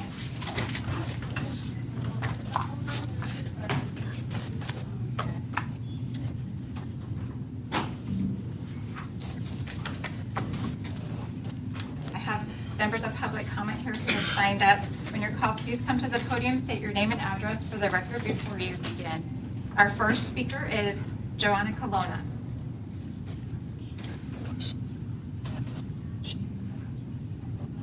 Is Joanna Colonna in the lobby? Joanna out there? She just got called for. Joanna. Yeah. Okay. Kelowna? Yeah. Yeah, she left. Oh, she left? Yes. She's not here. Okay. Our next public comment is by Anna Muse. She left. Anna Muse. She left. Okay. Our next person is Brooke Means. Brooke Means. Hi, Brooke Means, 4912 Darrell Court, St. Cloud, Florida. The reason I'm here today is to express my concerns and ask the question, are our children safe? In light of yet another recent Osceola County school employee being fired for misconduct, I ask you, are our children safe? We used to see stuff occasionally here and there, but not this often. Someone is failing or a process is failing our children and community because all it takes is one time to be abused to alter a child's life forever. I saw the book series Assassination Classroom made it to the news yesterday. With the current climate and many recent shootings in our schools, you'd think this was a no-brainer. However, I was disappointed to hear the series downplayed in the last school board meeting as just books with kids who have guns, but it's a purple alien who's out to destroy the world. I also thought it was ironic that it was stated there was no sexual content, as the news simultaneously displayed pictures from the book with what appeared to be a female in a teddy with garter belts straddling a naked man while that statement was being made. This is very dishonest. What value does the book add to the school library? And again, I must ask the question, are our children safe in our schools? Lastly, I would just like to express that there is agenda being pushed in our schools and on our children. It's happening across the country and, dare I say, our world. For someone not to see it, either have their heads in the sand or they are intentionally being deceptive. Either way, we need heroes. We need people who are going to be brave and take a stand against this evil. I was hopeful with our newly appointed school board member, but it appears so far that they're just another part of the 4-1 vote. I am still hopeful. Please be brave. So for that, and since our last meeting of the school year, I would just like to say thank you to the one person who, in my opinion, fights for transparency and who truly stands with the parents. Please stay strong and stay in the fight because God goes before you, Mr. Aguayo.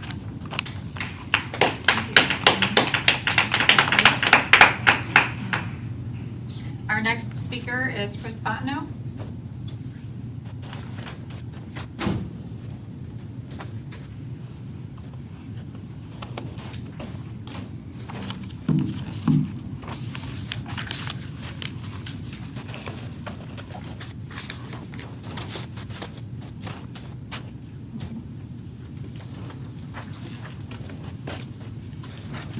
Did you see the note that somebody was to bring their time to me? Yes, ma'am. Okay. Good evening. Over the last year and a half, I've been attending school board meetings regularly, researching school board agendas, vendor contracts, and speaking about important issues that affect our community. Issues that range from the approval of selling district-owned land to home developers, to the contract with New Teacher Center, who is or was funded in part by George Soros and other nefarious organizations. Not once were my concerns acted upon or taken seriously by our superintendent. I'm here tonight to clear up some misinformation, provide clarity on some issues, and urge the school board to take immediate action. Dr. Pace was dishonest about the Bezos Academy contract that was signed February of last year. When hesitation arose because of the school board members' restricted access to the premises and concern over the curriculum, Dr. Pace did not give an accurate reporting of her conversation with the organization and misled the school board. Public records requests confirm what I'm saying to be accurate. She also claimed the book Genderqueer was never in circulation in our schools, which is also not true. On October 12th of 2001, Genderqueer was listed as available in Harmony, Liberty, and Point Siena high schools, with acquisition dates dating back to December 22nd of 2020. The books were deleted from the system between October 15th of 2021 and April 6th of 2022. Again, this is verified by public records requests. Dr. Pace also claimed Assassination Classroom didn't contain any sexual content, which was just mentioned, but for anyone who saw the recent Fox News story regarding this book series can clearly see there is in fact sexual content. These books violate Florida's obscenity laws and promote pedophilia, rape, trafficking of minors, and were deemed not suitable or appropriate for children by the Media Advisory Committee at Liberty High School. Dr. Pace did not denounce a student walkout that was politicized and a clear violation of student code of conduct and district policy. The learning environment was disrupted for students and parents who were not notified in advance, even though Dr. Pace was made aware days prior. She sent a statutory required document to the Commissioner Manny Diaz dated January 5th of 2023 regarding a class size reduction compliance plan without approval from the school board. The school board was unaware of the document Dr. Pace sent until they were asked to approve it at the school board meeting on January 17th of 2023. She's defended staff trainings and conferences in other states that promote material that conflicts with Florida statute. When I requested detailed descriptions of the sessions that would be attended, the information I received could not be verified on the conference website. Dr. Pace stated at the school board meeting that there was no way sessions could be verified until staff was able to register and see what the sessions were in fact available, which would be after the school board voted to approve. It's very likely over $16,000 was wasted on training that could not be implemented in our school district without violating state law. The last thing I have to mention is that Dr. Pace negotiated with the teachers union in bad faith, not adhering to the directions of the school board, which only put a strain on relationships between teachers and the district, but lowered teacher morale even more by offering a one-time $1,000 stipend. Considering the grave amount of damage, and including tonight with approving gaggle.net against the school board attorney's recommendation, Dr. Pace has caused a lot of damage to the community, teacher morale, district reputation, and trust in our public education system. I respectfully request the school board ask for immediate resignation of Dr. Pace or move to terminate her contract. Failure to do so shows complacency and sets a dangerous and destructive precedent for the next superintendent. Thank you. Next speaker, Mr. Luis Rivera. Mr. Luis Rivera.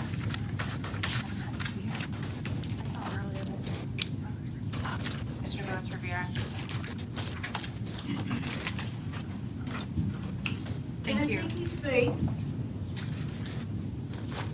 Mr. Luis Rivera is not No, here. thank you. Okay, we have item number 20.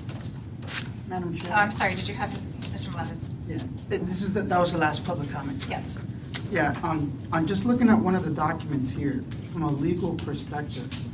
The Bezos Academy restricting access of the board member to get on there. It's our facility though, right? I'm concerned that their documents are that restrictive to entry to any board member to access that property.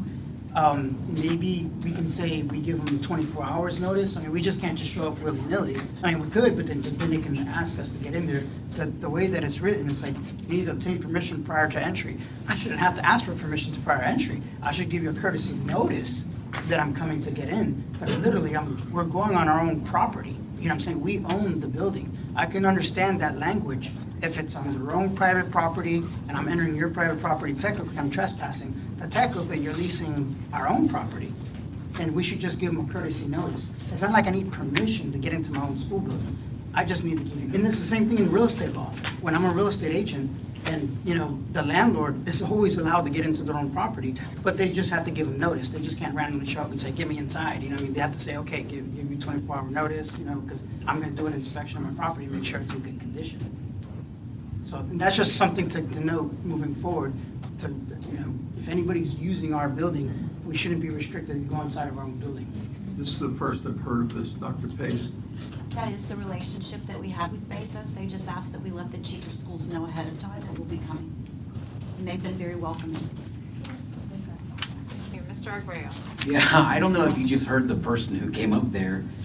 That's exactly what she's referring. Number one, no, that's not the little, oh yeah, we just gotta let them, no, it's in the contract, and all of you, maybe not the two of you, but you, me, Mr. Kruppenbacher, we should all know, because it was in the contract, and we had a long conversation about it, about requiring notice contractually. We said no, we should be allowed to go there. People spoke at public comment about needing permission to go there and providing them notice, which basically takes away our oversight responsibility on our own property. And we lease it for, what is it, $1 a month? So, no, it's not just a casual, yeah, just let them, no, it's contractually an obligation. There's an entire clause which describes under which circumstances you're allowed on that property. So, I mean, why don't you guys start taking your jobs a little bit more seriously, do some research, read it, read the contracts completely, and look what you're approving, because, I mean, how is it, that happened like how long ago? 6 months. We're not talking about 15 years ago. We just approved this contract for them to come and do this, and that was the part of discussion. Regarding the rest of this stuff, I think this is what I've been complaining about. It's lie after lie after lie, and instead of being honest and transparent, it's one thing after another, after another, after another. And, you know, here's the thing, Superintendent Pace, not everybody is so deserving of your condescension where you just pretend like people don't deserve an explanation or they don't deserve to be treated with the respect that adults require, or somebody's asking for knowledge or information or whatever. You're not so much smarter than the rest of the world that we don't deserve your answers to our questions and so on. I think that that's extremely disrespectful to the community. I absolutely agree with the speaker. I would also, I don't understand why we have allowed it to go on so long. I do understand why you guys would vote for it. I understand you as well. But the fact is, we require a new superintendent. We have the opportunity now, and I hope that superintendent, I hope that those potential superintendents are watching, that they come in here and they intend on being transparent with the community and answering these questions. If the community is telling you, don't lie to me, and here you are, right now, that was 5 minutes ago. That was 5 minutes that she just spoke. Chris Fontenot just spoke right now explaining this stuff, and then you minimize it. Why is it so hard for you to be honest with the people and say, yes, it is a contractual obligation. We are not allowed to go there unless we provide them with 48-hour notice. It is in our contract. Not, oh yeah, they asked that it's no, they don't ask. It's a contract. We signed a contract for that. And the people spoke out against it. And we still did it. And now people are upset about it. And we have to suffer the consequences of that. At least own up to it. Thank you, Mr. Arguello. We are moving on to attorney's comments for item number 20.04. Yeah, I'd like first to clarify something that came up. Okay. The assassination teacher, I guess, is a series of books. And then there's the assassination teacher. Dr. Pace, my understanding is that at least 2 committees at schools said they didn't want it in the schools. One did, and I was asked the other day by you, and we were moving it to the district committee. Is that correct? That is correct. Now, anybody who does not agree with the district committee has the ability to bring it to the board and appeal it up to the board. That is correct, and the makeup of the district committee is defined in board policy. Right, and I'll leave it there because The books have been pulled, correct? yes. The books remain off the shelf, out of circulation, until we finish the district review committee process. Thank you. Mr. Graham. Yes, here's the thing. I mean, I'm starting to regret the fact that I have a memory at all. Mr. Kruppenbacher, you came to this meeting when we were having that discussion previously on all these books, and it was stated that you believe that Dr. Pace has it within her power to remove a book from a library, right, herself. So why can't you show a little bit of leadership and just say, you know what, we shouldn't have pictures of kids shooting their teachers on our shelves? It's that simple. It does not require a gigantic act, 15 committees that are all loyal to you that would do whatever you say. Why can't you as a leader just say, you know what, it's my judgment. I'm a superintendent. I'm in charge of 70,000 students. I'm going to remove this book because I just don't think that it promotes a better circumstances for our students or a better environment or anything positive. Why can't you do that? I don't understand. You have the power to do that. If you can't handle that power, then you should forget the requesting your resignation. Why don't you just resign yourself? Ask. Why don't you take some leadership? Take some leadership. Thank you, Mr. Argrillo.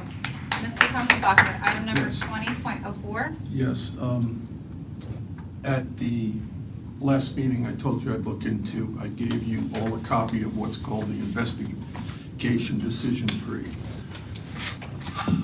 I will tell you where I think, and I met with the superintendent, she was in agreement, we can improve on the process. Here is what occurs currently. If there is a report of child abuse, and within that would be any kind of abuse by an employee of any kind towards a student, the first call is made to the Florida Department of Children and Family Services, and they give that employee a number, and everybody here knows if that call's not made, you're criminally potentially liable. More importantly, I can tell you, having been with and represented the Florida Department of Education Professional Practices Department, they will, at a minimum, put your certificate on probation, if not suspended, depending upon the outcome. And people ask me, why are they so strict on that? If at 3 o'clock a student tells a teacher, I'm being molested by my uncle, and they don't report it right then and there, that child may be molested that night. So this is urgent stuff. So everybody knows that. That where you see mistakes is where 4 people rely on X to make the call. X doesn't make the call. And I train teachers and principals all the time and tell them, if you're going to rely on people, you better get that number because you're putting your certificate on the line if they forget it. So that's one. So what occurs now is they report it to DCF and law enforcement. If neither DCF nor law enforcement decide to take it, which could be, I've seen every variation of them just not taking things, all right? Then it is, the principal is then the one who investigates. If they take it, employee relations is then brought in. We have a former police officer who works on investigations, and I can tell you from reading her reports, she is very, very thorough, but she is not the one who decides what is the discipline or repercussion, anything. She just reports the facts. Where I see grounds for improvement are the following. If DCF and law enforcement do not take the investigation, I do not think we should allow anybody in the school up through the principal to do the investigation. All right? They know people, they work with them every day, and I have in my long career taken out 3 principals who basically said, oh, I knew Jimmy or I knew Sarah. I just didn't believe they'd ever do that. And lo and behold, they did it, all right? And I know the 3 names because it was that problem. So one, I think any report of abuse should be turned over to the district. There are times when I think the district level can investigate, and there are times, depending upon the facts, where I would say to them, we're going to bring in somebody from the outside to investigate, all right? They're all fact-driven. But I do not think you default on an allegation of this nature, and I will give you an example. I'm very, and tell me if you don't like this, but I've been in cases where and I hate to pick on the men because I've had cases with female employees too, where a female student reports that male teacher did X. Male teacher denies it. No other witness, nothing else. And I saw reports saying, well, it's unfounded. So what do you mean it's unfounded? Well, we believe the adult. You will hear me say, if those are the facts and there's no way from other facts to decide that one is lying or not true, the other is, my recommendation is we send them to a hearing officer and a third party weighs the truth, decides who's telling the truth, this one or that one, right? Because if the district is wrong and believing the adult, and then ultimately there's another problem, and we find out it is, you're buying financially the farm. And it's unfair to the student to say just because you're a 16-year-old girl, somehow we're going to believe the adult over the, right? Now, a lot of times you find facts that help you go, no, like the student has a huge discipline record and of lying in the past, all sorts of stuff. You got to look at these cases very, very carefully.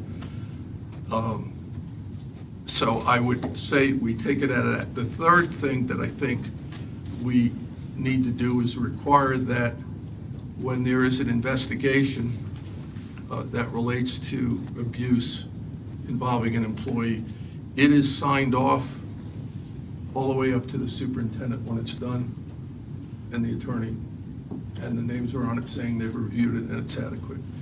And I'm going to tell you why. I look at these investigations. I've done it for other districts as a trained lawyer. I might ask 50 more questions than a non-lawyer would ask that may get, I mean, I'm just saying it's just the reality. You want multiple checks and accountability for it. And then finally, I strongly believe on an annual basis, you train all your administrators, your teachers, and your staffs, because I learned years ago, we have lots of people who retire, and we hire lots of new people. They might not, sitting there being given a book like this and learning a lot of stuff, you want them to truly understand the seriousness of this stuff, right? It is the most significant responsibility that this board has, and that's to protect students. And the way you do that is making sure our investigative process is basically you've done everything you can. And so I would tell you, and Dr. Payson, those 4 changes we'll be making. We do follow a process of not commencing our internal investigation as best we can until law enforcement and/or DCF is done, because they frequently provide us information we wouldn't have gotten on our own because of some of the powers they have, we don't have. And so I will be reporting back to you after the sheriff's investigation is done on that whole matter. Thank you. Mr. Graham, comments? Yes, the Duval superintendent was removed for one instance of what we've seen here in Osceola. One. But yet here we have them like all day long. All day, it happens like every day. It's just, it never stops. We have all kinds of instances happening here. Nothing happens. You've said time and again that you're accountable. You're the top of the line, whatever. But nothing ever happened. You're never held accountable for anything, Dr. Pace. I don't understand why. As far as the investigations of this district, I've been here for, I guess, over 2 years now. So for 2 years plus, I've seen a dozen investigations, and we have, the only investigations that have had any kind of outcome at all were the ones that investigated me. Those are the only outcomes. The only time that this district has investigated anything and found anything, it investigated me. And it found against me for a guy who was hired to be our lobbyist, who literally supported the illegal sex trade. I mean, it's like I'm writing a script for a comedy movie. This district, you're talking about it should not be the principal, it should not be so-and-so. I trust the principals more than I trust our superintendent. Because what have we done? In the 2 years that I've been here, what have we come up with? What is the result of our investigations here at the district? Not a one. There's not one. There's no outcome. There's nothing that's positive.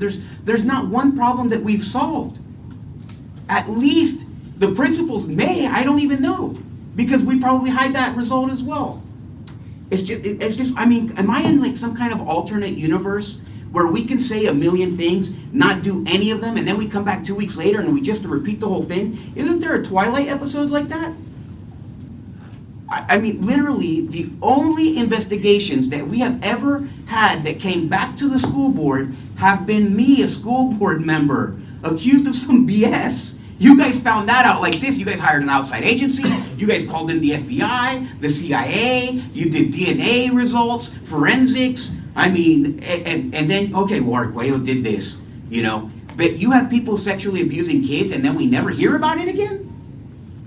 I mean, what is going on? Why is this district so shameless? That's what I want to know.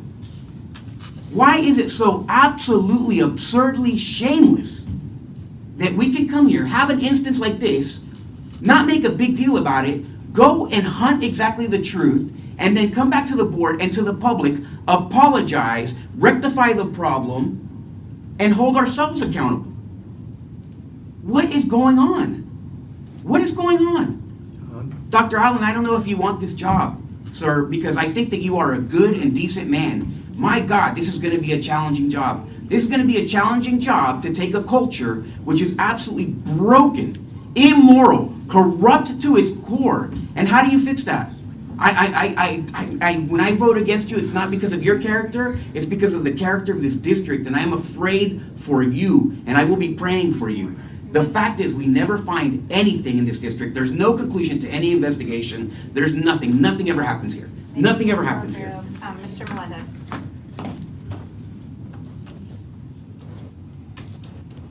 Yeah, this is the first time that I've seen like the decision tree, and I would like to maybe even have a workshop, because in real estate we have different ways to, when they even assign like timelines, saying this time to this time. Now, obviously, you can't set a timeline for law enforcement, but once law enforcement makes its conclusion, then we kind of go from there. But it was interesting, and I hate to drag it on because I know it's been a long board meeting, but one thing that is interesting is that you said if law enforcement or DCF doesn't find anything, and we want to keep moving on, we can find something. Well, then how do we find something that law enforcement doesn't find? I mean, I can't think of a situation where, and then do we hold law enforcement accountable? No, and say, hey, law enforcement, you did an investigation and didn't find something, and we did. I've had a case where law enforcement was told left and right everything was fine, and a girl who was interviewed came in with their parents later on and said, I lied. I need to tell you all the truth, that we were doing the investigation. You learn things odd ways in these cases, but review that, Julius, and if you have recommendations, you know, this is an evolving document. I'll do that. I will This is a respond. board meeting, I'll look at it. I will respond to one thing. And Tammy, on any given week, we have, as a result of investigating, people resigning, all right? We don't put a big board up and say we took these people out. We should. All right? Well, there's a lot of reasons you don't do that, all right? Now, none of them are for the benefit of the community. We don't have people that we would allow to stay. I hope whoever are these type people, these make broad headlines, and you will get a report back on that, because it is something that is at the high level. But remember something, the Florida statute says that the responsible person for the workforce, the employees, is your superintendent, and you're responsible for the superintendent, all right? I will tell you, when a case like this comes along, an abuse case, I will report to you every time, all right, what comes out. This is the first abuse case I've been brought into, all right? But not the first we've had. John, it's just, all I can tell you is, I've gotten involved, all right, and the superintendent asked me on this, and so I'm coming to you. And I've been giving you updates, and I hope to God we never see this again. I just, how is that fathomable? Did we or did we not try to hire somebody who was arrested for prostitution recently and then sent them out the back door after we realized that was happening? Is that fact or not? I'd like to clear up that rumor. If I do a public records request, am I gonna find out that is fact or not? Yes, that is fact. Okay, so what more do you need to, isn't that worthy of an investigation? That's the problem here. This is a cultural issue. That's a cultural issue, right? And every time that we don't put up a big board, right, that we need to, if we're not keeping score, right, and for good reason, because the record of this district would be atrocious, then how will we know? How do we know what we're doing? You just heard that. The two of you ladies, right? I have daughters. You guys are robots. You guys are cold. My God. We're just found out that we're here. We have an issue where someone who was arrested for prostitution was hired into the district, and then because somebody found out, myself, and I shot off a question about it, they got escorted out the back door. Said, oops, he found out. Wow. That's the district that we live in. Wow. Okay? I mean, what are we doing to rectify that? A retirement is not enough. I mean, it's like, do we really not see what's going on here? I mean, we have Marie Antoinette at the helm. Madam, do we have any other comments for 20.1? Add to the agenda, please, for the next meeting, Dr. Pace's immediate removal. A motion to adjourn our meeting.